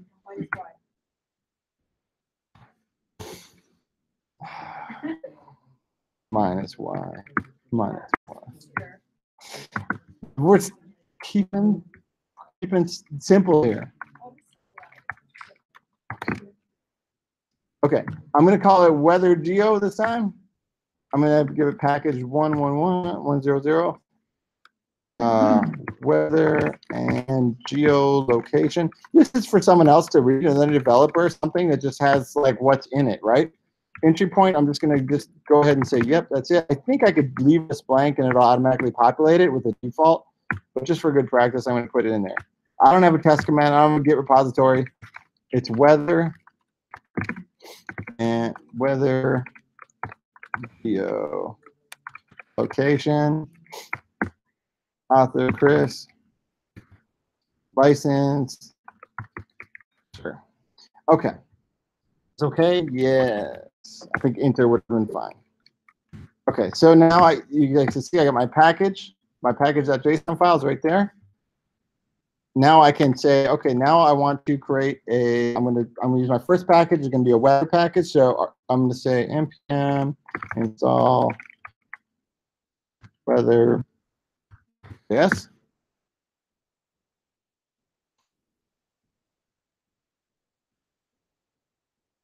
Okay. Not only did it create the node module, which includes the weather.js and its dependencies, it also created this JSON lock file, which includes weather.js and all its dependencies. Okay. Now I'm going to say, okay, you know what? That's not all I need. I also need the geolocation one. So I'm going to say npm install geocoder. Awesome. So now I generated that in the package. So I can go back and say, okay, node modules, looks like it's got all that craziness going on, but I know for sure that there's dependencies required for weather and for geolocator. And in this package lock is going to include information on the versions and the locations of all those things. Right? Just like a bunch of JavaScript libraries. They're all in there. Okay, so now if I was here, I could say, okay, I'm going to go in and I'm going to just go ahead and delete that node modules file. I could pass these 3 files on to Sam, Steve, Jared, right? Just with these tiny little files. Look at 14 bytes. It'd take 2 seconds, right? But since I'm not, so let's say I just got this, I'm going to say, okay, npm install. Npm install knows to look for the package file. And installs make my node modules folder. Oops. Right there. Now it includes both of those files. All right. High level, you guys get it? 55. 55. Cool. All right. We're moving on. Pierre, 55? All right.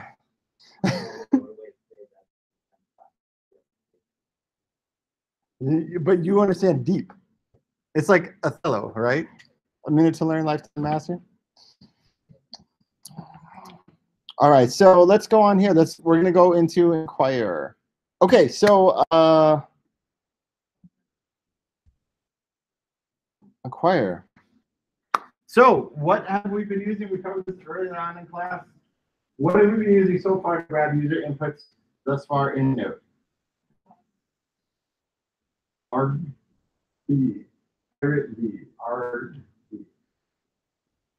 I had copy, you guys did not. It's all right. It's a Monday. I felt it was a long week, wasn't it? It was fun. So do you guys have a good weekend? Yeah, it was nice. All right, so here's what we're gonna do. We're gonna explore some of these new inputs, right? So we have gone there, and we're gonna check out a new package. So if I'm interested in checking out a new package and how it functions, I could just Google it, right? It's like, okay, so what's this new package called? Well, search packages on the NPM site. You say, I think this one's called Inquire. You get all the information. We get examples. Isn't this nice, guys? Remember with the APIs, we had to look at a million different sources, and everybody had their own documentation, their own craziness. Everything's kind of housed within here, right? It's like, oh, this is how you do everything. And it's in the same format. So it's really, really helpful. All right, so we're going to be passing in all kinds of stuff. We can kind of get a little bit of information. So I'm going to walk through some of this. Here's some choices. Look, we can do select choices. We can do Strings, we can enter in all kinds of cool stuff. So let's write something here. Let's do something. Yeah.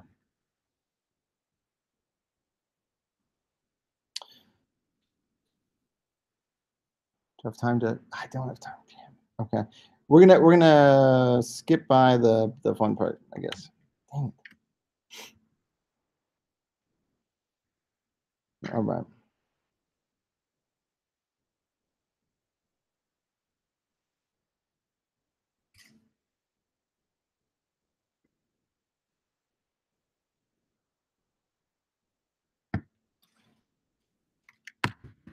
All right. So let's check out what this thing looks like, right?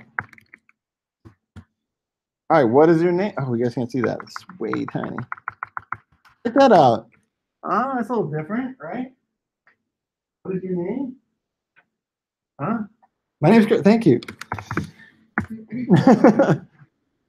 Sure. I didn't write this program, so please don't laugh at the Pokemon question. I don't understand who wrote it, but some 15-year-old someplace. Huh? Oh, really? I'm just alone, I guess, in not thinking that Pokemon is awesome. And that's okay. Have you guys? Oh, I'm really off topic. There's a Tracy Ullman thing about like difference of opinion. It's so funny. Okay, set my password. I'm gonna say password. Look at that. That's what a password field looks like. Are you sure? Yep. Which Pokemon do you choose? Can you guys pronounce these for me? Bulbasaur, Squirtle, Charmander. No Pikachu here. Squirtle is the only one I know. Oh, maybe I know that one. Looks like a plant. Guess I'll pick the plant one. But look, sure. So look, it's multiple choice, right? She's got like a whole stack of cards. She shows up to like the game players, like the Magic Gathering. Yeah, so we can do a multiple choice. She's trading. I got first edition something. Okay, Squirtle. I'm gonna pick Squirtle. Yes. Check it out, guys. I was able to get welcome, Chris. Your Squirtle is ready for battle. Great. Yeah. All right. TMI, Chris. TMI. Too much coffee, is that what you're saying? All right. All right, so let's take a look how easy this was. All right. Fill me in later, I guess. All right, so we got inquire. Look at, I was able to prompt, input type, what is your name, set a name to it, username. So how cool is this, right? This is like setting our arguments, but we can literally set these as variables, right? Name confirmed, name password. Right? After all this is done, this user prompts, prompt, right? Then, when you're all done, you guys should recognize this. We're including this in setting this to what? Inquiry response, right? Call that, right? So now we can use it. Inquiry response confirmed, right? Boom. That's if yes, you confirmed it. Remember, if it was kept asking me yes, well, obviously that's where that's being used, right? Right? Get that? And it's saying welcome, blah blah blah blah, all that stuff, right? Comes from the inquiry response. That's pretty easy to use, right? You guys want to do it? You want to try it? You want to play with it? Make your own Pokemon questions? Yeah? Pokemon, everybody? All right, so let's do that. Let's do this one.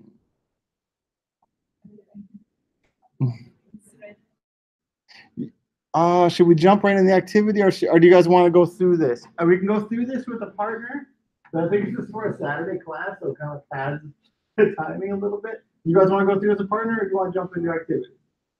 I'll give it to you guys. How many want to jump into the activity? How many want to go through the code as a partner? Okay. I see. Still slice this up so we can reference. No. Well, how are we going to go through the partner? Oh, okay. Yes, good point. All right. We're gonna slack it up for us to just- That's true. You got me. You got me. All right. So I'm going to just go ahead. I'm going to compress this. Pokemon questions. All right. So as you guys can see, I got rid of the node modules. You guys all recognize the fact I did that? Meaning what? You have to do something first when you first install it. npm install. Yeah, we don't need to create the package. It's already there. But yeah, good thinking. It was good thinking. You're thinking you weren't fully wrong if you're just applying what you recently learned. Okay, well then you're fully wrong.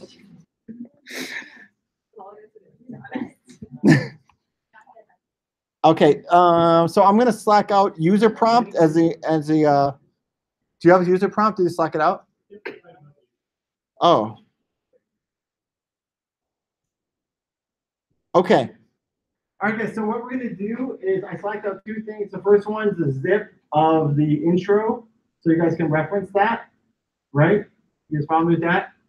And then Christian slacked out user prompt.js. Okay, so the goal is to, and do you want to slack out the instructions too? Okay. Oh, you're there? Oh, okay. So yeah, you need to read through it, or I can just tell you, we can run through the basic Node application using Inquire package, right? So it should ask any of 5 questions you're choosing, but you should try the basic input. You should try the password, the list, the checkbox, or the confirm. The list is like the multiple choice Pokemon one. Confirm is obviously just accepts a yes or no. It sends a true or false on the other end, so you'll kind of see how that piece works. Just like any other Boolean. Try something like the then, and if the user password matches the predefined password, redisplay the data back to the user with some text. So maybe some sort of validation saying, hey, if this password is not equal to password 1, then do something else. All right, so play around with that validation piece of it. Okay, we'll work on that for 20 minutes and then get into some more fun stuff.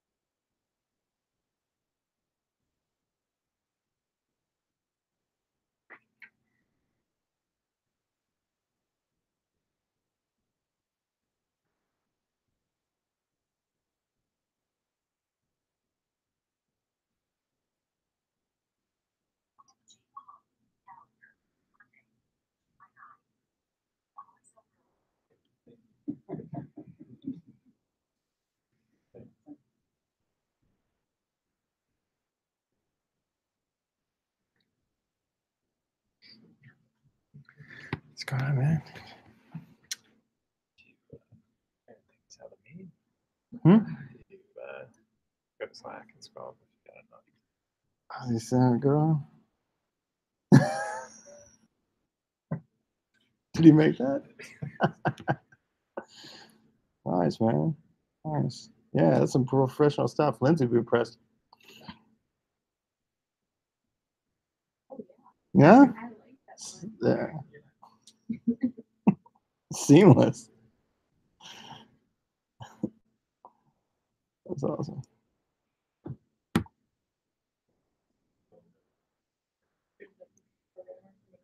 Yeah.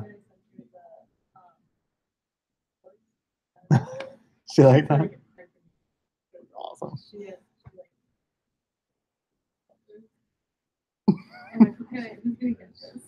Dude, it's so funny if you get it because it's like, oh, that's like the perfect analogy. It's like, oh, it's perfect. They're like,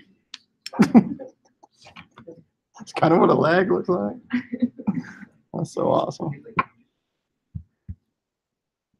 Yeah, it's nice when somebody appreciates the joke without having to explain it. Mhm.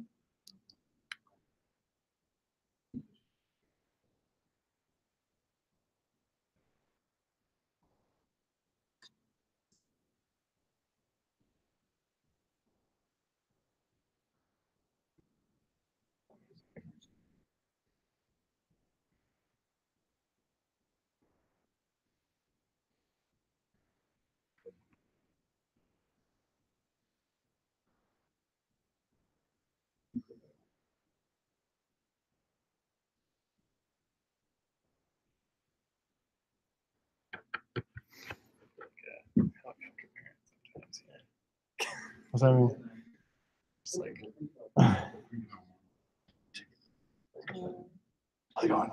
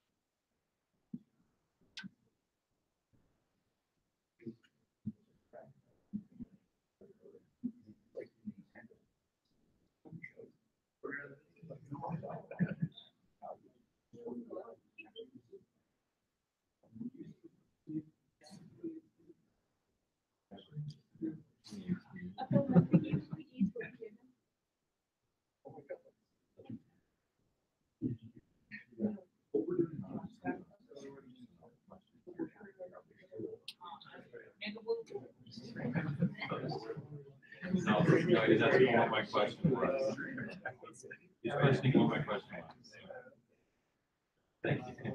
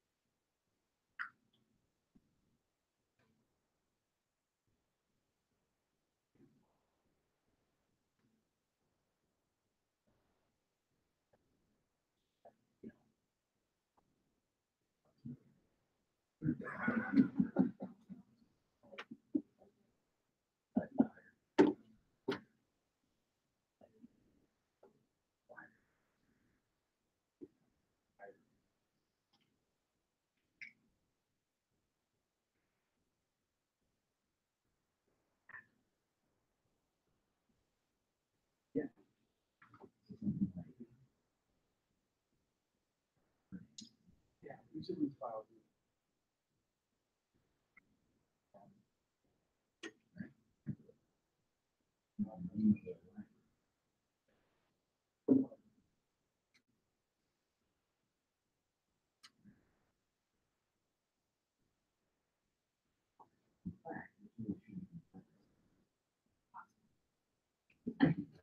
Oh, that's great.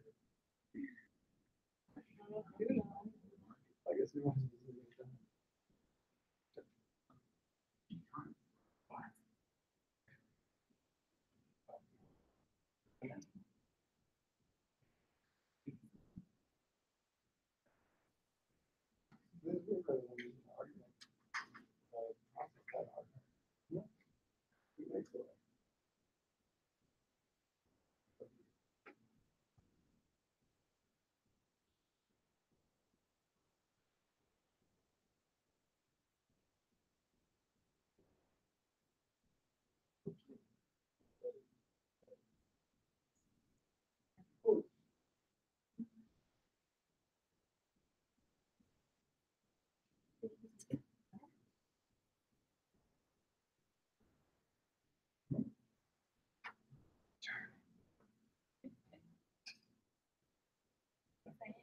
Hey, wait.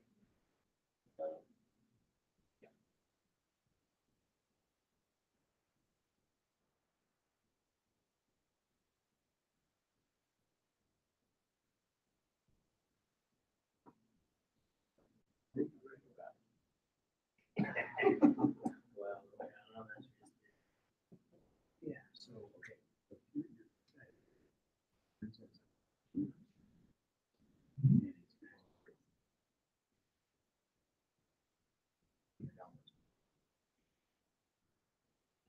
I'm doing so.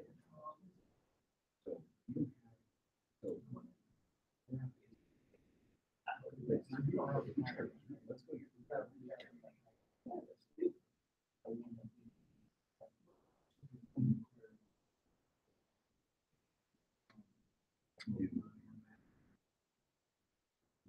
Do that.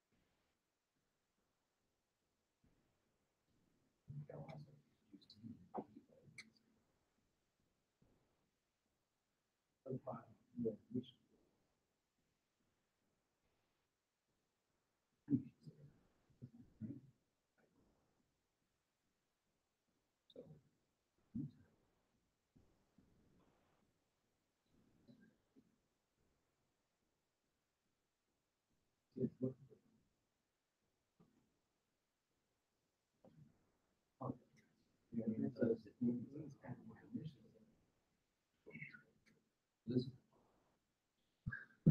go.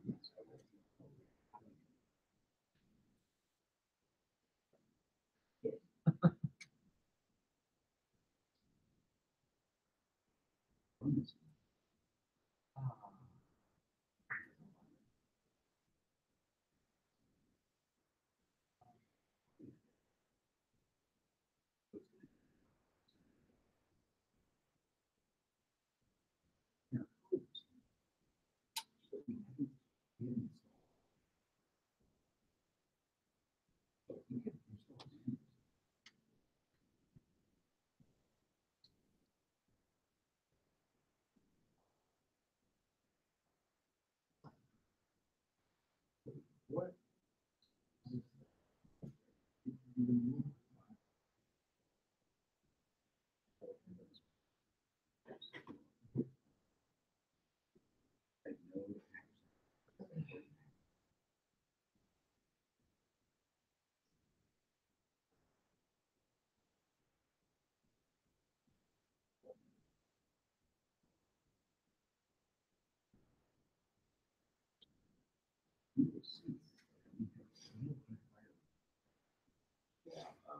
Yes,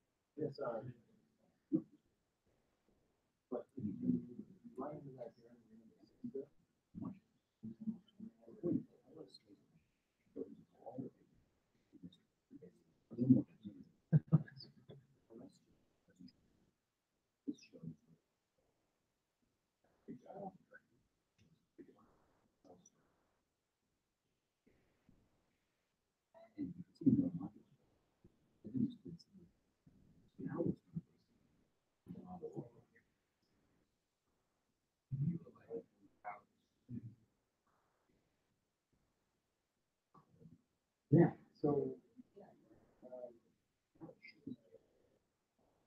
So.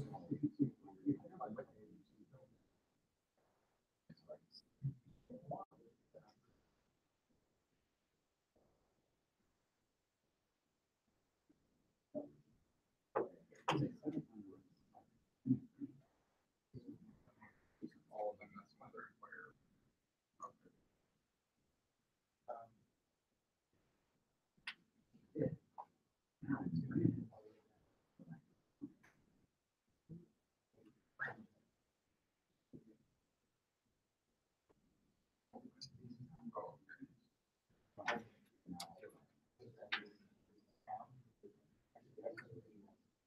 Okay.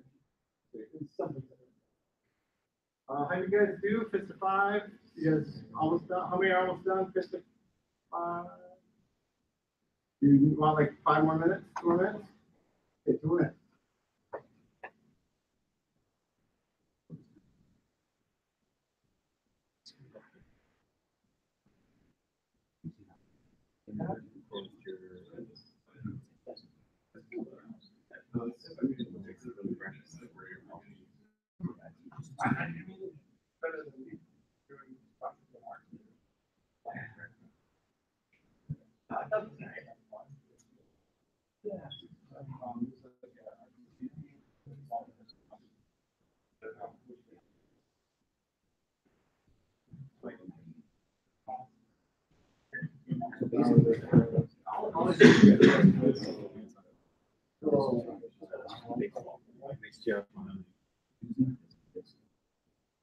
No.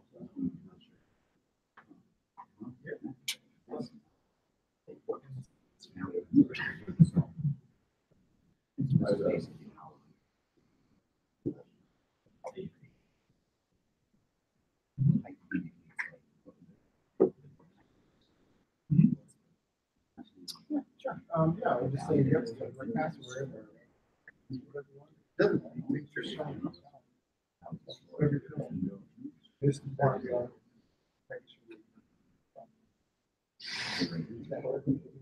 I didn't try Oh, it. yeah.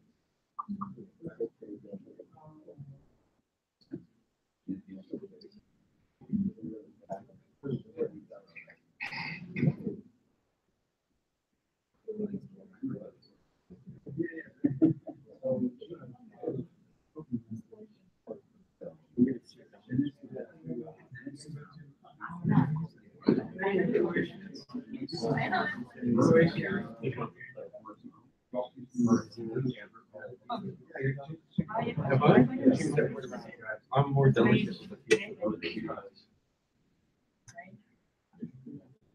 All right, guys, let's do this real quick. Big power clap. All right. How fun was that, Fist of Five? Really? Tim? You're 5, really? Yeah. All right. I think it's kind of cool. Did we learn anything interesting when we did that? Did you guys pick up anything cool that you learned? And we want to volunteer anything? Something interesting I thought was the fact how quickly it. Oh, did you have some? Don't. Oh, okay. Well, don't. Yeah. Yeah. So what? Another thing I thought was kind of interesting about it was how names were stored and pretty easy to use, right? So that was pretty cool. Did everybody make a good use of the name using the confirm or the username or the member? You guys were able to use that properly. DJ was working on something which was kind of interesting. It was thinking of doing like a nested version of this where it asks something and then prompts something else, kind of go through depending on what the answer is. So that's what we're going to get into next. I want to leave us enough time to get into something else, but let's see. Oh man, we are running out of time. Okay. Well, let me skip by this quick.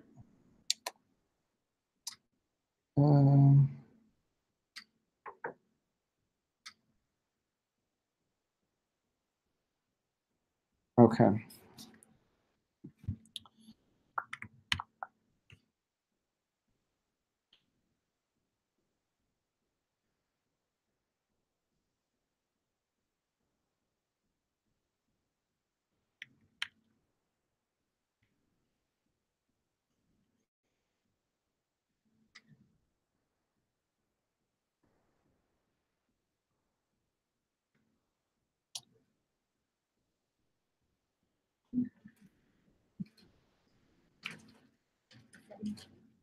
Okay, so what we're going to do is we're going to, that geocode thing that we worked on earlier, right? You remember the geocode thing where we typed in a city, state, or landmark, or that kind of thing? So we're going to build that same application, but now we're going to just use the Inquirer package as well on top of it. So we'll ask everybody about, please enter in a city and state, or please enter in a landmark, or however you guys want to say it. And we're going to interpret that using the API. So we're kind of combining what we did at the very, very beginning of the class, which is using that geocode piece, and then what we just learned versus that Inquirer piece. So you guys want to see what that looks like quick?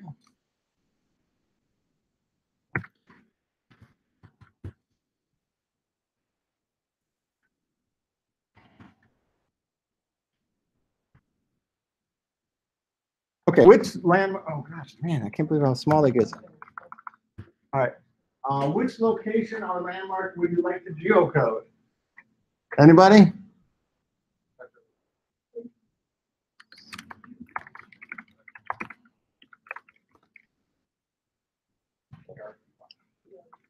Thank you.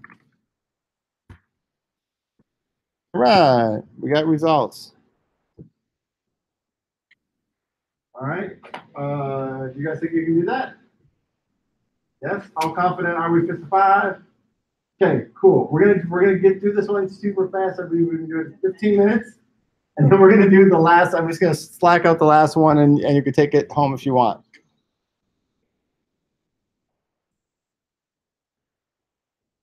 Oh shoot! I got one more thing to do. We got a hard stop in 15 minutes, guys. So we don't want to slack out. Did I send you anything else, Christian? Did I send you that one?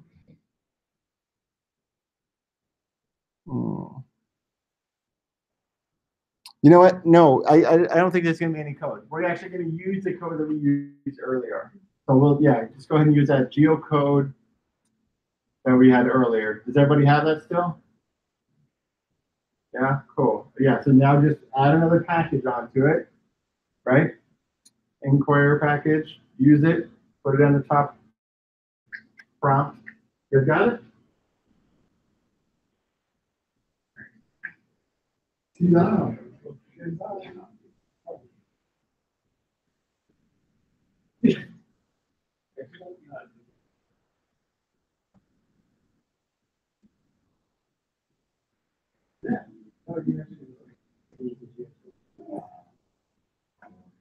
Is that really the big sound?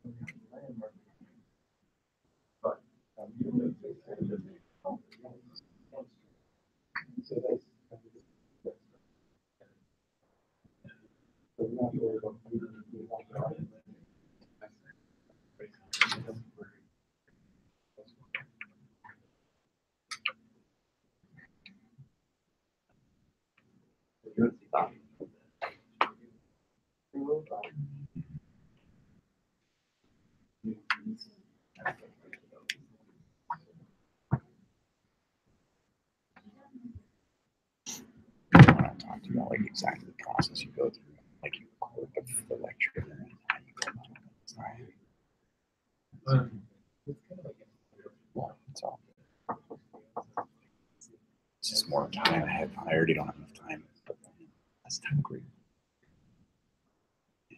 Or do you not? I don't do much.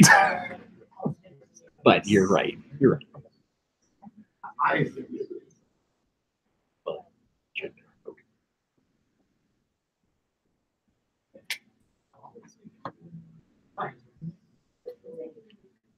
Okay.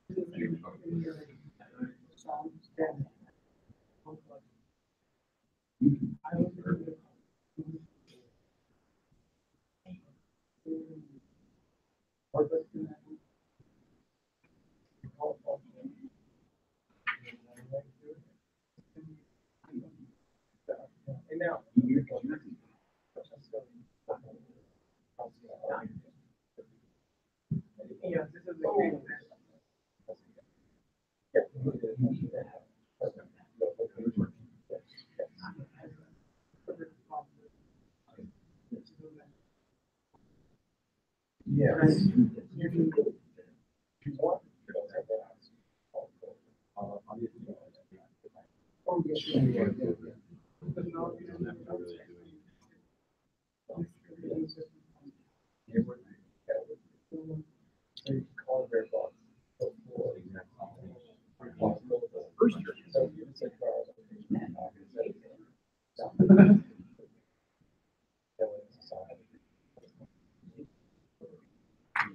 That's a good practice for running things in scope, but that's.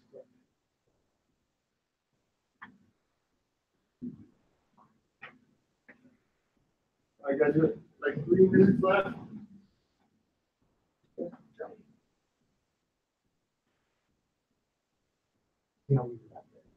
Yeah. Okay. But then can you return? Sure.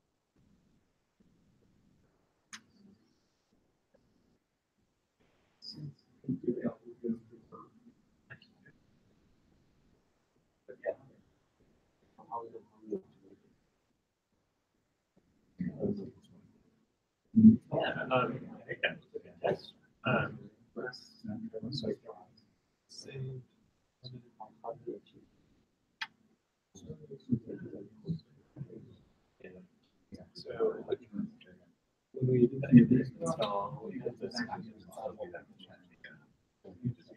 That's all done. Yeah. Required. Yeah. So that was required.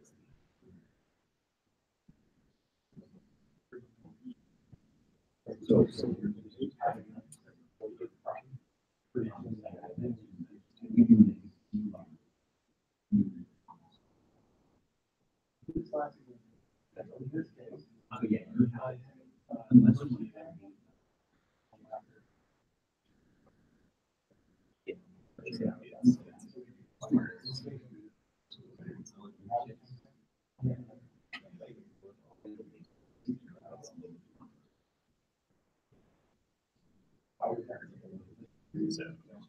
that, and then all the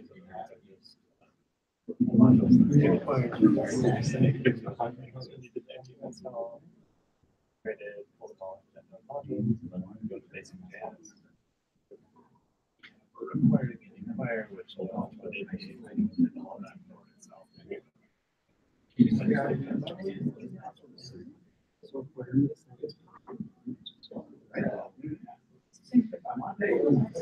May not be.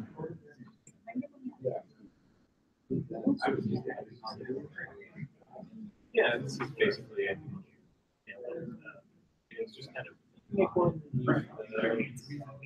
very interesting idea. So, Shell TCD.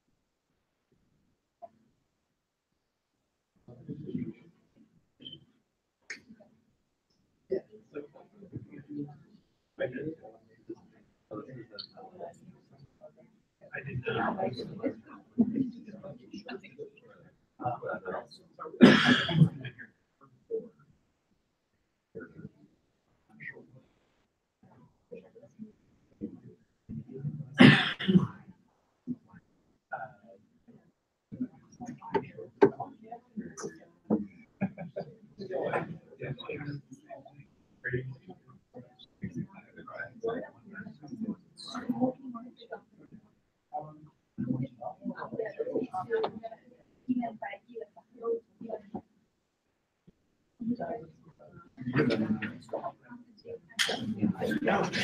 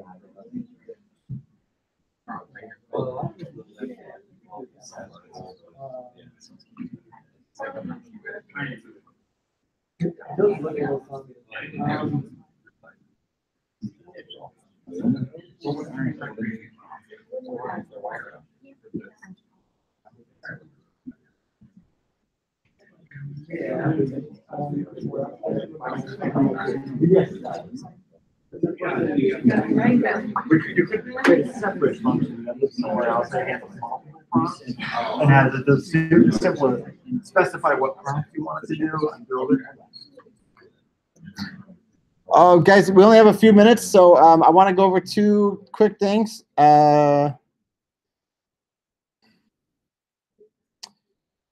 Okay, there's a big power clap.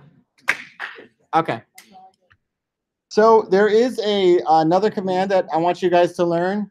We did learn npm init. That was really important. Another really important one that we're going to learn is called inspect process, right? So what this allows us to do is actually run the Node application within Chrome, and we can actually debug it through Chrome, which is pretty cool, right? It's going to run through, step through it. So let me first, I'm going to use this application, I guess, because I'm here. So I'm going to first install the package, right? Oh, man. Okay.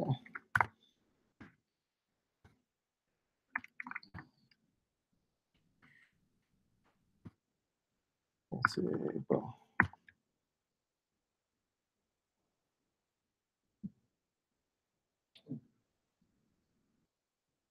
Okay, so once this is installed, I'm going to go through here. I'm going to use my encoder geocode, and I'm going to set some things. And how you set it, just like a debugging process, you set basically like breakpoints, which are going to be spots in the code that will stop when I run it, right?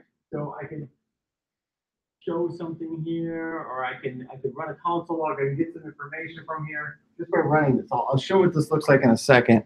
So I kind of hate to gloss over this, but I'm going to have to. I'll skip that, and then I'll do another debugger down here. Okay.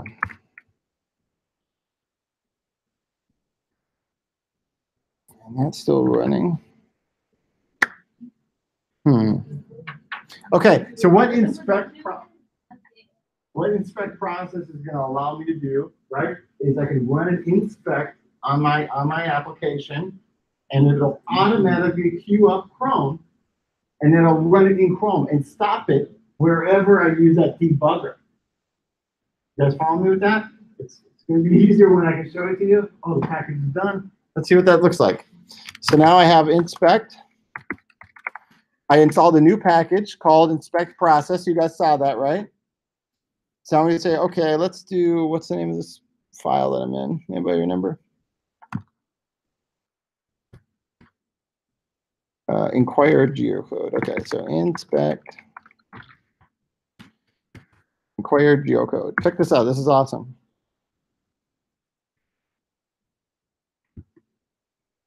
All right, move this over. So it stopped right there. And if you guys saw that, it actually it stopped it right in the Chrome tool, right?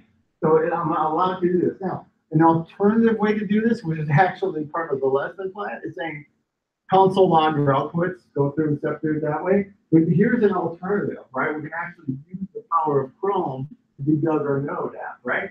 I'm provided with all kinds of stuff. I can see everything in here. Right. So let's see. I want to step through it. I can debug. Oh, something's not working right. I don't understand what's happening here. I can actually step through my code and it'll walk me through it. Now it says prompt. If I turn back to here, let me get past that prompt. This is cool. I can go. Is that not? Oh, here's my inspect. Oh, I got so much stuff open.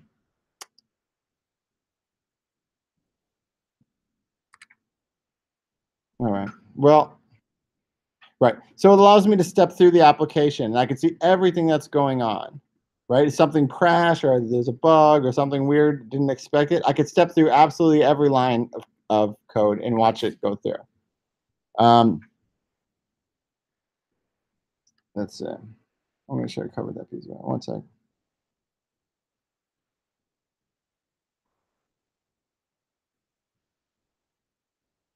So this allows us to see the value of the variables or anything else that comes through it. So just to, once again, I can show that piece of it, what that looks like. So there it is. There's a window finally. All right. Let me close all this out. We get too much going on. All right.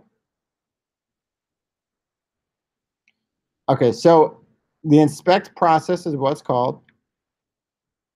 All right, I'm going to do it one more time. Inquire geocode. Okay. All right. And now I can say inspect, inquire geocode.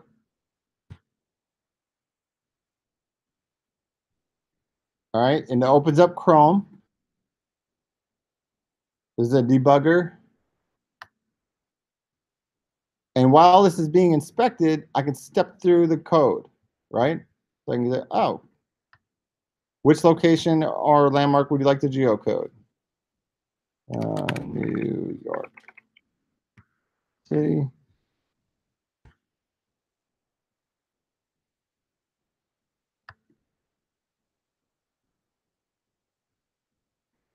And I can step through it. I think I screwed up all the breakpoints. Oh, this one didn't have any, except for that debugger. Is there? Oh, there's an extra one. Yeah. What's that? Ooh, it's just a warning. Yeah, it's okay. All right, if you need to get out of something, you do Control C. Nancy, Control C.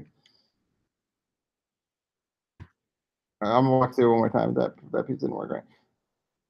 So yeah, debugger pause, and then I can just say step through. It goes to the prompt. I can step through. Shows me the end of it. There's no prompt. It's waiting for it. So it's got nothing so far. So it's essentially, I'm able to walk through the application. We could do this with a lot more simple applications, and there wouldn't be so much going on through all the modules. I think that's why I'm a little overwhelmed. But it literally will walk through every line of code that it takes in order to make this happen.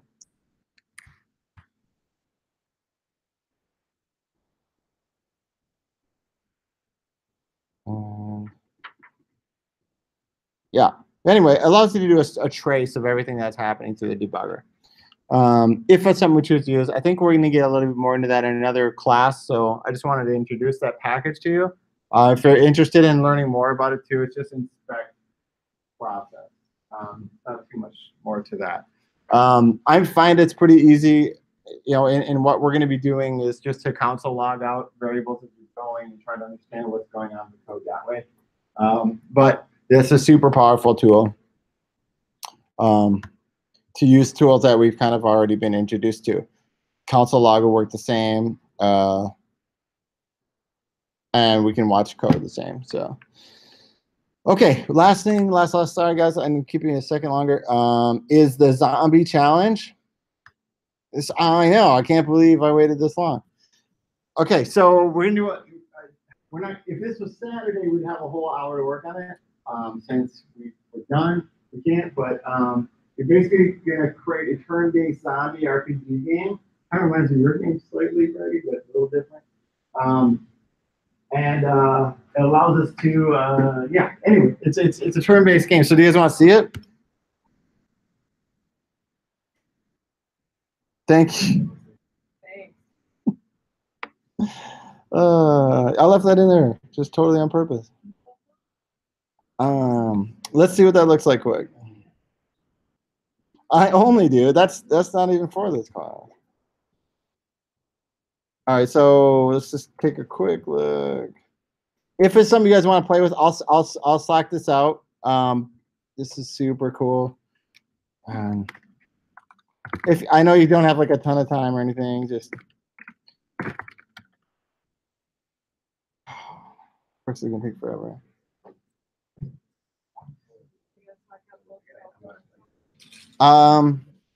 Yeah, okay. For what? For all like today's stuff? Yeah. I'll Slack out everything. If you guys want this one, you can, but you might kind of have fun playing around with it too. Okay, try to stay alive, guess the number. Oh gosh, that's really small. Why don't you guys yell? Okay. Thank you.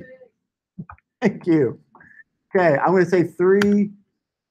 This is, oh no, the zombie slashed you with 4 damage. You have 66 health. The zombie has 15 health left. Well, it sounds like I'm in pretty good shape. I'm gonna do 2. Oh no, the zombie slashed you with 2 damage. You have 64 health. All right, this is kind of the fun part, right? Huh? Isn't this exciting? Well, it's a zombie. 5? We'll get him. We'll get him, guys. He has 15 health. He doesn't go down in health at all. Oh, we hit the zombie with 3 damage. That's my skills. 5 again, I guess. All right. How am I doing, guys? Trying to stay alive. Yes, you are. I have 30. I almost got him. Almost got him. Yes. Yeah. Huh?